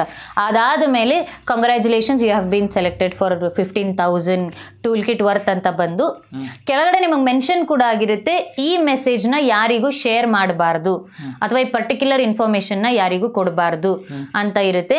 ಆ್ಯಂಡ್ ಈ ಮೆಸೇಜ್ ಬರೋದು ಕಸ್ಟಮರ್ ಕೇರ್ ನಂಬರಿಂದಾನೆ. ಸೊ ಅದಕ್ಕೆ ಫೋನ್ ನಂಬರಿಂದ ಬರಲ್ಲ ಯಾವುದೇ ಮೆಸೇಜ್. ಆ ಮೆಸೇಜ್ ಬಂದು ಅಪ್ಲಿಕೇಶನ್ ವೈಸ್, ಫಾರ್ ಎಕ್ಸಾಂಪಲ್ ಇವಾಗ ನಮಗೆ ಏರ್ಟೆಲ್ ಇಂದ ಬಂದಾಗ AI/ME 3 ನಂಬರ್ಸ್, ಈ ರೀತಿ ನಂಬರ್ಸ್ ಅಲ್ಲಿ ಹೇಗೆ ಮೆಸೇಜ್ ಬರುತ್ತೆ, ಹೌದು ಅದೇ ರೀತಿ MSME ರಿಲೇಟೆಡ್ ಇಂದ ಬಂದಿರುತ್ತೆ. ಹಾಗಾಗಿ ಫೋನ್ ನಂಬರ್ ಇಂದ ಒಂದು ಮೆಸೇಜ್ ಬಂದು ನಿಮಗೆ 10 ಡಿಜಿಟ್ ನಂಬರ್ ಇಂದ ಮೆಸೇಜ್ ಬಂದ್ರೆ ಅದು ಯಾವುದೇ ರೀತಿ ಗೌರ್ಮೆಂಟ್ ಮೆಸೇಜ್ ಆಗಿರೋದಿಲ್ಲ. ಗೌರ್ಮೆಂಟ್ ಮೆಸೇಜ್ ಬಂದು ನೀವು ರಿಟರ್ನ್ ಅದಕ್ಕೆ ಮೆಸೇಜ್ ಮಾಡೋಕ್ಕಾಗಲ್ಲ, ಅದು ಫೋನ್ ನಂಬರ್ ಕೂಡ ಆಗಿರಲ್ಲ. 4 ಡಿಜಿಟ್ ಲೆಟರ್ಸ್ ಮತ್ತೆ 3 ಡಿಜಿಟ್ಸ್ ನಂಬರ್ ಬೇಸ್ಡ್ ಮೇಲೆ ಬರುತ್ತೆ ಮೆಸೇಜ್. ಹಾಗಾಗಿ ಅದ್ರ ಮೇಲೆ ನೀವು ಚೆಕ್ ಮಾಡ್ಕೋಬಹುದು. ಆ್ಯಂಡ್ ಇನ್ನು ಕೆಲವರಿಗೆ ವೋಚರ್ ಥ್ರೂ ಪೋಸ್ಟ್ ಬರುತ್ತೆ ಅನ್ನೋ ಒಂದು ಅಪ್ಡೇಟ್ ಇದೆ. ಥ್ರೂ ಪೋಸ್ಟ್ ನಿಮಗೆ ಒಂದು ವೋಚರ್ ಕಾರ್ಡ್ ಬರುತ್ತೆ. ನೀವು ಆ ಕಾರ್ಡ್ ಈ ವೋಚರ್ ಅಂದರೆ ಏನು ಅಂತ ಡೌಟ್ ಇರೋರಿಗೆ, ಫಾರ್ ಎಕ್ಸಾಂಪಲ್ ಇವಾಗ ಗೂಗಲ್ ಪೇ ಯೂಸ್ ಮಾಡ್ತಿರೋರಿಗೆ, ನೀವು ಗೂಗಲ್ ಪೇ ಸ್ಕ್ಯಾನ್ ಮಾಡಿ ಆದಮೇಲೆ ನಿಮ್ಗೊಂದು ಗಿಫ್ಟ್ ವೋಚರ್ ಅಂತ ಬರುತ್ತೆ. ನೀವು ಸ್ಕ್ರ್ಯಾಚ್ ಮಾಡಿದಾಗ ಅದರಲ್ಲಿ ಇಷ್ಟು % ಆಫರ್ ಇದೆ ಅಂತ ಇರುತ್ತಲ್ವ, ಆ ರೀತಿ ವೋಚರ್ ಇದು 15,000 ವರ್ತ್ ವೋಚರ್ ಇರುತ್ತೆ. ಅದರಲ್ಲಿ ನಿಮಗೆ ದುಡ್ಡು ಇರಲ್ಲ. ಆ ಕಾರ್ಡನ್ನೇ, ಆ ವೋಚರ್ ಕಾರ್ಡ್ನ ನಾವು ATM ಕಾರ್ಡ್ ಸ್ವೈಪ್ ಮಾಡ್ಕೊಳ್ಳೋ ಥರ ಸ್ವೈಪ್ ಮಾಡ್ಕೊಳ್ಬೋದು. For example credit card use ಮಾಡೋ ಥರ ಅವರು ಅಂಗಡಿಗೆ ಹೋಗಿ ಆ ವೋಚರ್ನ ಕೊಟ್ಟು ಪರ್ಚೇಸ್ ಮಾಡ್ಬೋದು. ಬಟ್ ಅದರಲ್ಲಿ 15,000 ಇರುತ್ತೆ. ಹೌದು, ಆ ವೋಚರ್ 15,000 ಇರುತ್ತೆ. ಆ್ಯಂಡ್ ದಯವಿಟ್ಟು ಯಾರೆಲ್ಲ ವೋಚರ್ ಯೂಸ್ ಮಾಡಿ ಪರ್ಚೇಸ್ ಮಾಡ್ತೀರಾ, ಇಟ್ ಈಸ್ ಅ ಕನ್ಸರ್ನ್. ಆ 15,000 ರಿಲೇಟೆಡ್ ಕಿಟ್ ಕೂಡ ಒಂದೇ ಸಲ ಪರ್ಚೇಸ್ ಮಾಡಿ. ಯಾಕಂದರೆ ವೋಚರ್ಸ್ ಎಲ್ಲ ಹೇಗೆ ವರ್ಕ್ ಆಗುತ್ತೆ ಅಂದರೆ, ನೀವು ಒಂದು ಸಲ ವೋಚರ್ ರಿಲೇಟೆಡ್ ಏನೇ ಪರ್ಚೇಸ್ ಮಾಡಿದ್ರು ವೋಚರ್ ಸ್ಕ್ರ್ಯಾಚ್ ಆಗುತ್ತೆ, ಅಂದರೆ ಕ್ಲೋಸ್ ಆಗುತ್ತೆ ಅದು. ಸೊ ಅದರ ಅರ್ಥ ನೀವು 15,000 ಬಳಕೆ ಮಾಡಿದ್ದೀರಾ ಅಂತ. ಸೊ ನೀವು ಅಕಸ್ಮಾತ್ ಬಳಕೆ ಮಾಡಿಲ್ಲ, ಬರೀ 10,000 12,000ಗೆ ಪರ್ಚೇಸ್ ಮಾಡಿ ಇನ್ನೂ ಅಮೌಂಟ್ ಬ್ಯಾಲೆನ್ಸ್ ಇಟ್ಟಿದ್ದೀರಾ ಅಂದರೆ ನೀವು ರೀಯೂಸ್ ಮಾಡೋಕ್ಕಾಗಲ್ಲ. ಸೊ ಯಾಕಂದರೆ ಪ್ರತಿಯೊಂದು ವೋಚರ್ಸು ಹೀಗೆ ವರ್ಕ್ ಆಗುತ್ತೆ. ಹಾಗಾಗಿ ದಯವಿಟ್ಟು ಅಟ್ ಒನ್ಸ್ ಪರ್ಚೇಸ್ ಮಾಡಿ, ಒಂದೇ ಸಲ ಪರ್ಚೇಸ್ ಮಾಡೋದಕ್ಕೆ ಟ್ರೈ ಮಾಡಿ. ಇದು ಟೂಲ್ ಕಿಟ್ ರಿಲೇಟೆಡ್ ಇರುವಂಥ ಇನ್ಫಾರ್ಮೇಷನ್. ಓಕೆ, ಈಗ ಅಪ್ಲಿಕೇಶನ್ ಹಾಕಿದ್ರು, ಟ್ರೈನಿಂಗು ಮುಗೀತು, ಈ ವಚರ್ಗೂ ಬುಕ್ ಮಾಡಿಕೊಂಡ್ರು. 1 ಲಕ್ಷ ರೂಪಾಯಿ ಲೋನು ಅಂತ ಇದೆ ಈ ಒಂದು ಇದರಲ್ಲಿ ವಿಶ್ವಕರ್ಮ ಯೋಜನೆಯಲ್ಲಿ. ಸೊ 1 ಲಕ್ಷ ರೂಪಾಯಿ ಲೋನ್ ಪಡ್ಕೋಬೇಕಾದ್ರೆ ಏನು ಮಾಡಬೇಕು? ಇದು ಈ ಫಾರ್ಮೆಟ್ ಹೇಗಿರುತ್ತೆ ಅಂದರೆ ಲೋನ್ಗೆ ಎಲಿಜಿಬಿಲಿಟಿ ಇದೆ ಅನ್ನೋದು ಒಂದು ಸ್ಟೆಪ್ ಆದರೆ ಲೋನ್ ಅಪ್ರೂವಲ್ ಅನ್ನೋದು ಇನ್ನೊಂದು ಸ್ಟೆಪ್. ಎಲಿಜಿಬಿಲಿಟಿ ಮತ್ತು ಅಪ್ರೂವಲ್ ಮಧ್ಯೆ ಇರೋದೇ ಈ ಟ್ರೈನಿಂಗ್ ಮತ್ತು ಟೂಲ್ ಕಿಟ್. ಸೊ ನೀವು ಟ್ರೈನಿಂಗ್ ತೊಗೊಂಡಿದ್ದೀರಾ, ಟೂಲ್ ಕಿಟ್ ಆಗಿದೆ, ನಿಮಗೆ ಸರ್ಟಿಫಿಕೇಟ್ ಬಂದಿದೆ, ನಿಮ್ಮ ಹತ್ರ ಸರ್ಟಿಫಿಕೇಟ್ಸ್ ಇದೆ, ID ಕಾರ್ಡ್ ಇದೆ, ಅಕ್ನಾಲೆಜ್ಮೆಂಟ್ ಪೇಪರ್ಸ್ ಇದೆ, ಪ್ರತಿಯೊಂದು ಡಾಕ್ಯುಮೆಂಟ್ಸ್ ಇದೆ. ಇದಾದಮೇಲೆ ಟೂಲ್ ಕಿಟ್ ಅಪ್ರೂವಲ್ ಎಲ್ಲಾಗಿ ಬಂತು, ವೋಚರ್ ಎಲ್ಲ ಅಂತ ಆದಮೇಲೆ ದಯವಿಟ್ಟು ಪ್ರತಿಯೊಂದು ಒಂದೊಂದು ಜೆರಾಕ್ಸ್ ಕಾಪಿ ಮಾಡಿಸಿ ಇಟ್ಕೊಳ್ಳಿ ಫಾರ್ ಯುವರ್ ಸೇಫರ್ ಸೈಡ್. ಬೇಕು ಅಂದಾಗ ನಿಮಗೆ ಸಿಗುತ್ತೆ. ಸೊ ನೀವು ನಿಮ್ಮ ಬ್ಯಾಂಕ್ಗೆ, ಯಾವ ಬ್ಯಾಂಕಲ್ಲಿ ನಿಮ್ಮ ಅಕೌಂಟ್ ಇದೆ, ನೀವು ಅಪ್ಲಿಕೇಶನ್ ಹಾಕುವಾಗ ಸ್ಕೀಮ್ಗೆ, ಇದು ಟ್ರೈನಿಂಗ್ ಸೆಂಟರಿಗೆ ಕೊಡೋದ್ರ ಬಗ್ಗೆ ಅಲ್ಲ, ನೀವು ಅಪ್ಲಿಕೇಶನ್ ಹಾಕುವಾಗ ಕೊಡುವಂತಹ ಯಾವ ಬ್ಯಾಂಕ್ ಅಕೌಂಟ್ ಕೊಟ್ಟಿರ್ತೀರ ಆ ಬ್ಯಾಂಕ್ಗೆ ಹೋಗಿ ಕೇಳಿ, ಅಪ್ಲಿಕೇಶನ್ ಓಪನ್ ಇದೆಯಾ, ಇವಾಗ ನಾನು ಅಪ್ಲೈ ಮಾಡ್ಬೋದಾ ಅಂತ. ಲೋನ್ಗೆ? ಹೌದು, ಲೋನ್ಗಿದು. ಹಾಗಾಗಿ ಹೋಗಿ ಅವ್ರನ್ನ ಕೇಳಿ, ಅವ್ರು ನಿಮಗೆ ಅಪ್ಡೇಟ್ ಕೊಡ್ತಾರೆ, ಇವಾಗ ಅಪ್ಲೈ ಮಾಡ್ಬೋದಾ ಅಥವಾ ಇನ್ನು ಸ್ವಲ್ಪ ದಿನ ಬಿಟ್ಟು ಬರಬೇಕಾ ಏನು ಅಂತ ಹೇಳ್ತಾರೆ. ಅವ್ರು ಹೇಳಿದ ಟೈಮ್ಗೆ ಹೋಗಿ ಅಪ್ಲಿಕೇಶನ್ನ ಹಾಕಿ. ಅಪ್ಲಿಕೇಶನ್ ಹಾಕೋಕ್ಕೆ ಏನೇನು ಡಾಕ್ಯುಮೆಂಟ್ಸ್ ಬೇಕು ಅನ್ನೋದನ್ನ ನಾನು ಒಂದು ಔಟ್ಲುಕ್ ಥರ ಹೇಳ್ತೀನಿ. ಕಂಪ್ಲೀಟ್ ಇನ್ಫಾರ್ಮೇಷನ್ ಬಂದು ನಿಮಗೆ ಬ್ಯಾಂಕ್ಗೆ ಹೋದಾಗ ನಿಮಗೆ ಕೊಡ್ತಾರೆ. ನೀವು ನಿಮ್ಮ ಸರ್ಟಿಫಿಕೇಟ್ ತೊಗೊಂಡೋಗ್ಬೇಕು, ID ಕಾರ್ಡ್ ತೊಗೊಂಡೋಗ್ಬೇಕು. ID ಕಾರ್ಡ್ ಬಂದು ನಿಮಗೆ ಗೌರ್ಮೆಂಟಿಂದ ಬಂದಿರೋ ID ಕಾರ್ಡ್ ಆಗಿರಬೇಕು. ಡೌನ್ಲೋಡ್ ಮಾಡ್ಕೊಂಡಿರೋ ID ಕಾರ್ಡ್? ಹೌದು, ಅದು ಕೂಡ ಗೌರ್ಮೆಂಟ್ ಇಂದ. ಬೈ ಕೇಸ್ ನಿಮಗೆ original certificate and ID card ಬಂದಿಲ್ಲ ಥ್ರೂ ಪೋಸ್ಟ್, ಏನ್ ಮಾಡಬೇಕು, ನೀವೇ ಸೈಬರ್ ಇಂದ ಡೌನ್ಲೋಡ್ ಮಾಡ್ಕೊಂಡು ಅಥವಾ ಆನ್ಲೈನ್ ಇಂದ ಡೌನ್ಲೋಡ್ ಮಾಡ್ಕೊಂಡು ಪ್ರಿಂಟ್ಔಟ್ ತಗೊಂಡಿರೋ ಸರ್ಟಿಫಿಕೇಟ್ ಕೂಡ ತಗೊಂಡೋಗ್ಬೋದು. ಅದ್ರ ಜೊತೆ ನಿಮ್ಮ pan card, Aadhaar card, caste related sure ಇಲ್ಲ, ಇನ್ಕಮ್ ಸರ್ಟಿಫಿಕೇಟ್ ಇರ್ಬೋದು. ಕೆಲವ್ರದ್ದು ಕ್ಯಾಸ್ಟ್ ಅಂಡ್ ಇನ್ಕಮ್ ಒಟ್ಟಿಗೆ ಮರ್ಜ್ ಆಗಿ ಇರುತ್ತೆ ಸರ್ಟಿಫಿಕೇಟ್, ಅಂತವರು you can take the certificate to. So ಆ ಸರ್ಟಿಫಿಕೇಟ್, ನಿಮ್ಮ ಬ್ಯಾಂಕ್ ಡೀಟೇಲ್ಸ್, ನಿಮ್ಮ ಎಂಪ್ಲಾಯ್ಮೆಂಟ್ ಪ್ರೂಫ್, ನೀವು ಎಲ್ಲಿ ಕೆಲಸ ಮಾಡ್ತಾ ಇದ್ದೀರಾ ಅಥವಾ ಹೌಸ್ ವೈಫ್ ಆಗಿದ್ರೆ ಏನು, ನೀವು ಮನೇಲಿ ಇದ್ದೀರಾ, ವರ್ಕ್ ಮಾಡ್ತಿಲ್ಲ ಅಂದರೆ ಬ್ಯಾಂಕಲ್ಲಿ ನಿಮಗೆ ಆಲ್ಟರ್ನೇಟ್ ಆಪ್ಷನ್ ಹೇಳ್ತಾರೆ. ವರ್ಕಿಂಗ್ ಇದ್ದೀರಾ ಅಂದರೆ ವರ್ಕಿಂಗ್ ರಿಲೇಟೆಡ್ ಇನ್ಫಾರ್ಮೇಷನ್. ಆ್ಯಂಡ್ ನಿಮ್ಮ ಸ್ಯಾಲರಿ ಬೇಸ್ಡ್ ಇನ್ಕಮ್ ಎಲ್ಲ ಬ್ಯಾಂಕಲ್ಲೇ ಅಪ್ಡೇಟ್ ಇರುತ್ತೆ, ಹಾಗಾಗಿ ಅವರೇ ತೊಗೊಳ್ತಾರೆ. ಇದು ಔಟ್ಲುಕ್ ಅಷ್ಟೇ. ನಿಮ್ಮ ಎಂಟೈರ್ ಡಾಕ್ಯುಮೆಂಟೇಷನ್ ವರ್ಕ್ ಬಂದು ನಿಮಗೆ ಬ್ಯಾಂಕಲ್ಲಿ ಅಪ್ಡೇಟ್ ಸಿಗುತ್ತೆ. ಸೊ ಇದಷ್ಟು ಡಾಕ್ಯುಮೆಂಟ್ಸ್ ತೊಗೊಂಡೋಗಿ ನೀವು ಲೋನ್ ಅಪ್ಲಿಕೇಶನ್ ಮಾಡಬೇಕು. ಈ ಲೋನ್ ಬಂದು ಯಾವುದೇ ರೀತಿ ಸಬ್ಸಿಡಿ ಬೇಸ್ಡ್ ಲೋನ್ ಅಲ್ಲ. ಹಾಗಾಗಿ ಬೈ ಕೇಸ್ ಸಬ್ಸಿಡಿ ಬೇಸ್ಡ್ ಆದ್ರೆ ಫರ್ದರ್ ಅಪ್ಡೇಟ್ ಬರುತ್ತೆ. ತಗೊಂಡ್ರೆ 1 ಲಕ್ಷ ಕಟ್ಟಬೇಕು. ಹೌದು, ನೀವು 1 ಲಕ್ಷ ತಗೊಂತೀರಾ ಅಂದ್ರೆ 1 ಲಕ್ಷ ನಿಮ್ಗೆ 18 ತಿಂಗಳು ಟೈಮ್ ಇರುತ್ತೆ. ಆಮೇಲೆ ಇದು ಮಂತ್ಲಿ ಇಂಟ್ರೆಸ್ಟ್ ಅಲ್ಲ. ಒನ್ ಆಫ್ ದ ಅಡ್ವಾಂಟೇಜ್ ಏನು ಅಂದ್ರೆ ನೀವು ವರ್ಷದ ಬಡ್ಡಿ ಕಟ್ತೀರಾ 5%, 1 ವರ್ಷಕ್ಕೆ 5%. 5% ಅಂದ್ರೆ 1 ಲಕ್ಷಕ್ಕೆ ಮೋಸ್ಟ್ಲಿ 500 ರೂಪಾಯಿ ಆಗ್ಬಹುದು. ಹೌದು, ನೀವು ಒಂದು ವರ್ಷಕ್ಕೆ 500 ರೂಪಾಯಿ, 5 ಲಕ್ಷಕ್ಕೆ ಅಲ್ಲಿಗೆ ನಾವು 1 ಲಕ್ಷ ಪ್ಲಸ್ 500 ರೂಪಾಯಿ ಪ್ಲಸ್ 18 ತಿಂಗಳಂದ್ರೆ 480 ರೂಪಾಯಿ, ಅಲ್ಲಿಗೆ 980 ರೂಪಾಯಿ ಅಷ್ಟೇ ಆನ್ ಅಂಡ್ ಆಫ್ ಟ್ಯಾಕ್ಸ್ ಬರುತ್ತೆ 1 ವರ್ಷದ ಬಡ್ಡಿ. ನೀವು ಅಸಲು ಜೊತೆ ಬಡ್ಡಿ ಕೂಡ ಕಟ್ಟೋ ಥರ ನಿಮ್ಗಾಗುತ್ತೆ, ಹಾಗಾಗಿ ಕಷ್ಟ ಆಗೋದಿಲ್ಲ. ಸೊ ಫಸ್ಟ್ ನೀವು 1 ಲಕ್ಷ ತಗೊಂಡು ಅದು ಕ್ಲಿಯರ್ ಮಾಡಿದ್ಮೇಲೆ ಇನ್ನು 2 ಲಕ್ಷ ಕೊಡ್ತಾರೆ 30 ತಿಂಗಳಿಗೆ. ಇದು 18 ತಿಂಗಳಿಗಿರುತ್ತೆ, ಅದು 30 ತಿಂಗಳಿಗಿರುತ್ತೆ. ಅಂಡ್ ಅದ್ರ ಬಗ್ಗೆ ಕಂಪ್ಲೀಟ್ ಎಂಟೈರ್ ಇನ್ಫಾರ್ಮೇಶನ್ ನಿಮಗೆ ಬ್ಯಾಂಕಲ್ಲಿ ಸರ್ಕ್ಯುಲೇಟ್ ಮಾಡ್ತಾರೆ. ಸೊ ಇದು ಒಂದು ಲೋನ್ ರಿಲೇಟೆಡ್ ಇನ್ಫಾರ್ಮೇಶನ್. ಆ್ಯಂಡ್ ಇನ್ನೊಂದು ಇನ್ಫಾರ್ಮೇಶನ್ ಎಲ್ಲರಿಗೆ ಡೌಟ್ ಹೇಗಿದೆ ಅಂದರೆ ಟ್ರೈನಿಂಗ್ ಸೆಂಟರ್ ಹೇಗೆ ವರ್ಕ್ ಆಗುತ್ತೆ, what is the update on training centre ಅನ್ನೋದಿರುತ್ತೆ. ಫಸ್ಟ್ ಪಾಯಿಂಟ್ ಬಂದು ಪ್ರತಿಯೊಂದು ಡಿಸ್ಟಿಕ್ಗೆ ಲೈಸೆನ್ಸ್ ಬೇಸ್ಡ್ ಟ್ರೈನಿಂಗ್ ಸೆಂಟರ್ಸ್ ಇರುತ್ತೆ. ಆ ಟ್ರೈನಿಂಗ್ ಸೆಂಟರ್ಸ್ ಅವರಿಗೆ IT ಡಿಪಾರ್ಟ್ಮೆಂಟಿಂದ ಡೇಟಾ ಸರ್ಕ್ಯುಲೇಟ್ ಆಗುತ್ತೆ. ಆ ಡೇಟಾನ ಫಾಲೋ ಅಪ್ ಮಾಡಿ ಬ್ಯಾಚಸ್ ಫಾರ್ಮ್ ಮಾಡಿ ಟ್ರೈನಿಂಗ್ ಕೊಡ್ತಾರೆ. ಬ್ಯಾಚ್ ಫಾರ್ಮ್ ಮಾಡೋ ಟೈಮಲ್ಲಿ ಫಸ್ಟ್ ಪ್ರೋಸೆಸ್ ಬಂದು ನಿಮ್ಮ ಅಪ್ಲಿಕೇಶನ್. ನೀವು ಅಲ್ಲಿ Aadhaar card, PAN card and ನಿಮ್ಮ bank proof and education proof if available ಪ್ರೂಫ್ಸ್ನ ಕೊಡ್ತೀರಾ. ಅದನ್ನು ತಗೊಂಡು ಅಪ್ಲಿಕೇಶನ್ಸ್ ಫಿಲ್ ಮಾಡಿ ಸಬ್ಮಿಟ್ ಮಾಡ್ತಾರೆ. ಆ್ಯಂಡ್ ನಿಮ್ಮ ಪ್ರತಿಯೊಂದು ದಿನದ್ದು ಅಟೆಂಡೆನ್ಸ್ ಕೌಂಟ್ ಆಗುತ್ತೆ. ಈ ಅಟೆಂಡೆನ್ಸ್ ಹೇಗೆ ಕೌಂಟ್ ಆಗುತ್ತೆ, ಇದೊಂದು ದೊಡ್ಡ ಕನ್ಫ್ಯೂಷನ್ ಇದೆ ಪ್ರತಿಯೊಬ್ಬರಿಗೂ. ಅಟೆಂಡೆನ್ಸ್ ಬಂದು 2 ರೀತಿ ಕೌಂಟ್ ಆಗುತ್ತೆ. ಫಸ್ಟ್ ಬಂದು ನಿಮ್ಮ ಥಂಬ್ ಇಂಪ್ರೆಷನ್, ಅಂದರೆ ನೀವು ಹೆಬ್ಬೆಟ್ ಕೊಡಬೇಕು. ಪ್ರತಿದಿನ ಬೆಳಿಗ್ಗೆ 9 ಗಂಟೆಗೆ, ಈವ್ನಿಂಗ್ 5 ಗಂಟೆಗೆ. ಟ್ರೈನಿಂಗ್ ಟೈಮಿಂಗ್ಸ್ ಬಂದು 9 ರಿಂದ 5 ಗಂಟೆಯಲ್ಲಿ ವರ್ಕ್ ಆಗುತ್ತೆ. ಸೊ ಆ ಟ್ರೈನಿಂಗ್ ಟೈಮಿಂಗ್ಸಲ್ಲಿ ನೀವು ನಿಮ್ಮ ಹೆಬ್ಬೆಟ್ ಕೊಡಬೇಕು. ಬೆಳಿಗ್ಗೆ ಬರೋವಾಗ ಲಾಗಿನ್ ಅಂತ, ಹೋಗೋವಾಗ ಲಾಗೌಟ್ ಅಂತ.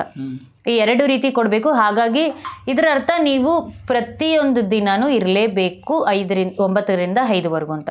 ಸೊ ಇದು ಒಂದು ಕೊಡೋ ಟೈಮು ಬೆಳಗ್ಗೆ 9ರಿಂದ 10 ಗಂಟೆ ಒಳಗಡೆ, ಅಷ್ಟೊಳಗಡೆ ಆಲ್ಮೋಸ್ಟ್ ಮತ್ತೆ 5 ಗಂಟೆ ಕೊಡೋದು 5 ಗಂಟೆಯಿಂದ 6 ಗಂಟೆ ಒಳಗಡೆ ಇಲ್ಲ 5:30 ಒಳಗಡೆ 5 ಗಂಟೆಗೆ ಎಕ್ಸಾಕ್ಟ್ ತಗೊಳ್ಳೋದು. ಅದು ಟೈಮ್ ಹಿಡಿಯುತ್ತಲ್ವಾ ಅಲ್ಲಿರೋ ಅಷ್ಟು ಜನಕ್ಕೆ ಕ್ಲಿಯರ್ ಮಾಡಕ್ಕೆ. ಹಾಗಾಗಿ 5:30 5:45ವರೆಗೂ. ಒಂದ್ ವೇಳೆ ತಮ್ ಕೊಟ್ಟಿಲ್ಲ ಅಂದ್ರೆ ಆವತ್ತಿನ ಪೇಮೆಂಟ್ ಏನು ಇರುತ್ತೆ ಅದು ಬರೋದಿಲ್ಲ. ಬರೋದಿಲ್ಲ. ಇದು ಒಂದು. ಇನ್ನೊಂದು ಬಂದು ಮ್ಯಾನ್ಯುಯಲ್ ಅಟೆಂಡೆನ್ಸ್ ಅಂತ ಕೂಡ ಇರುತ್ತೆ. ಅಂದ್ರೆ ಪ್ರತಿಯೊಂದು ಸೆಂಟರ್ ಅಲ್ಲಿ ನಿಮ್ಮ ಪರ್ಟಿಕ್ಯುಲರ್ ಟ್ರೈನರ್ ಯಾರು ಇರ್ತಾರೆ ಅವರು ನಿಮ್ಮ ಅಟೆಂಡೆನ್ಸ್ ನ ತಗೋತಾರೆ, ನಿಮ್ಮ ಆಧಾರ್ ನಂಬರ್, ನಿಮ್ಮ ಸಿಗ್ನೇಚರ್ ಜೊತೆ.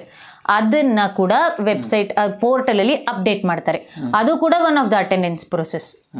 ಅದರಲ್ಲಿ ಅದು ಕೂಡ ನಿಮ್ಗೆ ಅಷ್ಟು ಪ್ರಾಬ್ಲಮ್ ಏನಾಗಲ್ಲ. ಅಂದ್ರೆ ಕೆಲವರಿಗೆ ಡೌಟ್ ಇದೆ, ನಾವು ಥಂಬ್ ಇಂಪ್ರೆಷನ್ ಕೊಟ್ಟಿಲ್ಲ ಅಂದ್ರೆ ನಮ್ದು ಲೋನ್ ಕನ್ಸಿಡರೇ ಅಲ್ವಾ, ಆಗಲ್ಲ. ನಿಮ್ಗೆ ಹೇಗೆ ಆ ಕ್ಲಾರಿಟಿ ಸಿಗುತ್ತೆ ಅಂದ್ರೆ ಆ ರೀತಿ ಆಗಿದ್ರೆ ನಿಮ್ಮ ಟೂಲ್ ಕಿಟ್ ಅಪ್ಲೈ ಕೂಡ ಆಗಲ್ಲ ಅಂಡ್ ನಿಮ್ಗೆ ಟೂಲ್ ಕಿಟ್ ಸಿಗಲ್ಲ. ಇದು ಒಂದು ಮೇನ್ ಇನ್ಫಾರ್ಮೇಶನ್ ಎಲ್ರಿಗೂ ಬೇಕಿರೋದು. ಟೂಲ್ ಕಿಟ್ ಆಗಲಿ ಲೋನ್ ಆಗಲಿ ಏನೇ ಆಗಲಿ ಯಾವ ಸ್ಟೆಪ್ ಕೂಡ ನೀವು ಟ್ರೈನಿಂಗ್ ಆಗದೆ ಪ್ರೊಸೀಡ್ ಆಗಲ್ಲ. ಮೈನ್ 100% ಟ್ರೈನಿಂಗ್ ಕಂಪ್ಲೀಟ್ ಆಗಲೇಬೇಕು. ಅದೇ first step and major step. Government intention ಕೂಡ ಟ್ರೈನಿಂಗ್ ಕೊಟ್ಟು ಸೆಲ್ಫ್ ಎಂಪ್ಲಾಯ್ಮೆಂಟಿಗೆ ಸಪೋರ್ಟ್ ಮಾಡಬೇಕು ಅನ್ನೋದೇ ಆಗಿದೆ. ಹಾಗಾಗಿ ಟ್ರೈನಿಂಗ್ ಮ್ಯಾಂಡೇಟ್ರಿ. ನೀವು ಟ್ರೈನಿಂಗ್ ತಗೊಂಡಿಲ್ಲ ಅಂದರೆ ಬೇರೆ ಏನು ಮಾಡೋದಕ್ಕಾಗಲ್ಲ. ಹಾಗಾಗಿ ದಯವಿಟ್ಟು ಟ್ರೈನಿಂಗ್ ತಗೊಳ್ಳಿ. ಟ್ರೈನಿಂಗ್ ಕರೆದಿರೋ ಟೈಮಲ್ಲೇ ಹೋಗಕ್ಕೆ ಟ್ರೈ ಮಾಡಿ ಆ್ಯಂಡ್ ಕೊಡೋ ಅಂಥ ಬೆನಿಫಿಟ್ಸ್ನ ಯೂಸ್ ಮಾಡ್ಕೊಳ್ಳಿ. ಮತ್ತು ಮೇಡಮ್ ರಾಘವೇಂದ್ರ ಅನ್ನೋರು ನನಗೆ ಕಮೆಂಟ್ ಮಾಡಿದರು, ಈ ಥರ QR ಕೋಡ್ ಬಂದಿತ್ತು ಬಟ್ ಅದು ಮೊಬೈಲ್ ಮಿಸ್ ಆಗೋಯ್ತು ಅಂತ ಅಂದರು. ಮತ್ತೆ QR ಕೋಡ್ನ ಯಾವ ರೀತಿ ಪಡ್ಕೊಳ್ಳೋದು ಅಂತ ಕಮೆಂಟ್ ಮಾಡಿದರು. ಅದು ಅವ್ರು ಯಾವ ರೀತಿ ಮತ್ತೆ QR ಕೋಡ್ನ ಆ ಮೊಬೈಲ್ ಹಳೇದು ಕಳೆದೋಗಿದೆ ಮತ್ತೆ ಯಾವ ರೀತಿ ಪಡ್ಕೋಬೇಕು? ಒಂದು ನಿಮ್ಮ QR ಕೋಡ್ನ ನೀವು ರಿಟರ್ನ್ ತೊಗೊಳಕ್ಕಾಗದೇ ಇರ್ಬೋದು, because QR code once QR code ಇರುತ್ತೆ. ಆದರೆ ನೀವು ಯಾವಾಗ ಟೂಲ್ ಕಿಟ್ ಅಪ್ಲೈ ಮಾಡಿರ್ತೀರ ನಿಮ್ಗೊಂದು ರೆಫರಲ್ ID ಅಂತ ಕೊಟ್ಟಿರ್ತಾರೆ, ರೆಫರಲ್ ನಂಬರ್ ಇರುತ್ತೆ ನಿಮ್ಮ ಅಪ್ಲಿಕೇಶನ್ ಫಾರ್ಮಲ್ಲಿ. ಅದನ್ನು ಹೋಗಿ ಅಲ್ಲಿ ನಿಮ್ಮ ಸ್ಟೇಟಸ್ ಚೆಕ್ ಮಾಡಿಸ್ಬೋದು ನೀವು ಸೈಬರಲ್ಲಿ. ಚೆಕ್ ಮಾಡಿಸಿದಾಗ ನಿಮ್ಗೆ ಅದೇ ಫಾರ್ಮೆಟ್ ವಾಪಸ್ ಬರುತ್ತೆ. ಸೊ ನೀವು ಅವಾಗ ಮತ್ತೆ ಆ QR ಕೋಡ್ನ ತೊಗೊಳ್ಬೋದು ವಾಪಸ್. ಆ್ಯಂಡ್ ಬಿ ಶ್ಯೂರ್ ಮತ್ತೆ ಆ QR ಕೋಡ್ ಕಳೆದು ಹಾಕೋಬೇಡಿ. ಆ್ಯಂಡ್ ಒಂದ್ಸಲಿ QR ಕೋಡ್ ಯೂಸ್ ಆಗಿಬಿಟ್ರೆ ಮತ್ತೆ ರೀಯೂಸ್ ಮಾಡೋದಕ್ಕಾಗಲ್ಲ. One time usable QR code ಆಗಿರುತ್ತೆ ಅದು. ಸೊ ಒಂದ್ಸರಿ ಅವರ QR ಕೋಡ್ ಮಿಸ್ ಮಾಡಿದ್ರೆ ಮತ್ತೆ ರಿಟರ್ನ್ ತೊಗೊಳೋದಕ್ಕಾಗಲ್ಲ. ಫ್ರೆಂಡ್ಸ್, ಇಷ್ಟೊತ್ತು ಮೇಡಮ್ ಅವರು PM ವಿಶ್ವಕರ್ಮ ಯೋಜನೆ ಬಗ್ಗೆ ಸಂಪೂರ್ಣ ಮಾಹಿತಿಯನ್ನು ಕೊಟ್ಟಿದ್ದಾರೆ ಅಂತ ಅನ್ಕೊಂತೀನಿ. ಒಂದು ವೇಳೆ ನಿಮಗೆ ಏನಾದ್ರೂ ಡೌಟ್ ಇದ್ರೆ ಕಮೆಂಟ್ ಬಾಕ್ಸಲ್ಲಿ ಕಮೆಂಟ್ ಮಾಡಿ. ನೆಕ್ಸ್ಟ್ ನಾವು ಮೇಡಮ್ ಅವ್ರನ್ನ ಕರೆಸ್ಬಿಟ್ಟು ಆ ಒಂದು ಪ್ರಶ್ನೆಗೆ ಪರಿಹಾರವನ್ನು ಮೇಡಮ್ ಅವ್ರು ಕೊಡ್ತಾರೆ. ಸೊ ವಿಡಿಯೋ ನೋಡಿದ್ದಕ್ಕಾಗಿ ತುಂಬ ಧನ್ಯವಾದಗಳು ಫ್ರೆಂಡ್ಸ್. ಮೇಡಮ್ ಅದೇ ರೀತಿಯಾಗಿ ನೀವು ನಮ್ಮ ಸ್ಟುಡಿಯೋಗೆ ಬಂದುಬಿಟ್ಟು PM ವಿಶ್ವಕರ್ಮ ಯೋಜನೆ ಬಗ್ಗೆ ಸಂಪೂರ್ಣ ಮಾಹಿತಿಯನ್ನು ಕೊಟ್ಟಿದ್ದೀರಾ. ನಿಮಗೂ ಸಹ ನಮ್ಮ ಚಾನಲ್ ಪರವಾಗಿ ತುಂಬ ಧನ್ಯವಾದಗಳು ಮೇಡಮ್. Thank you.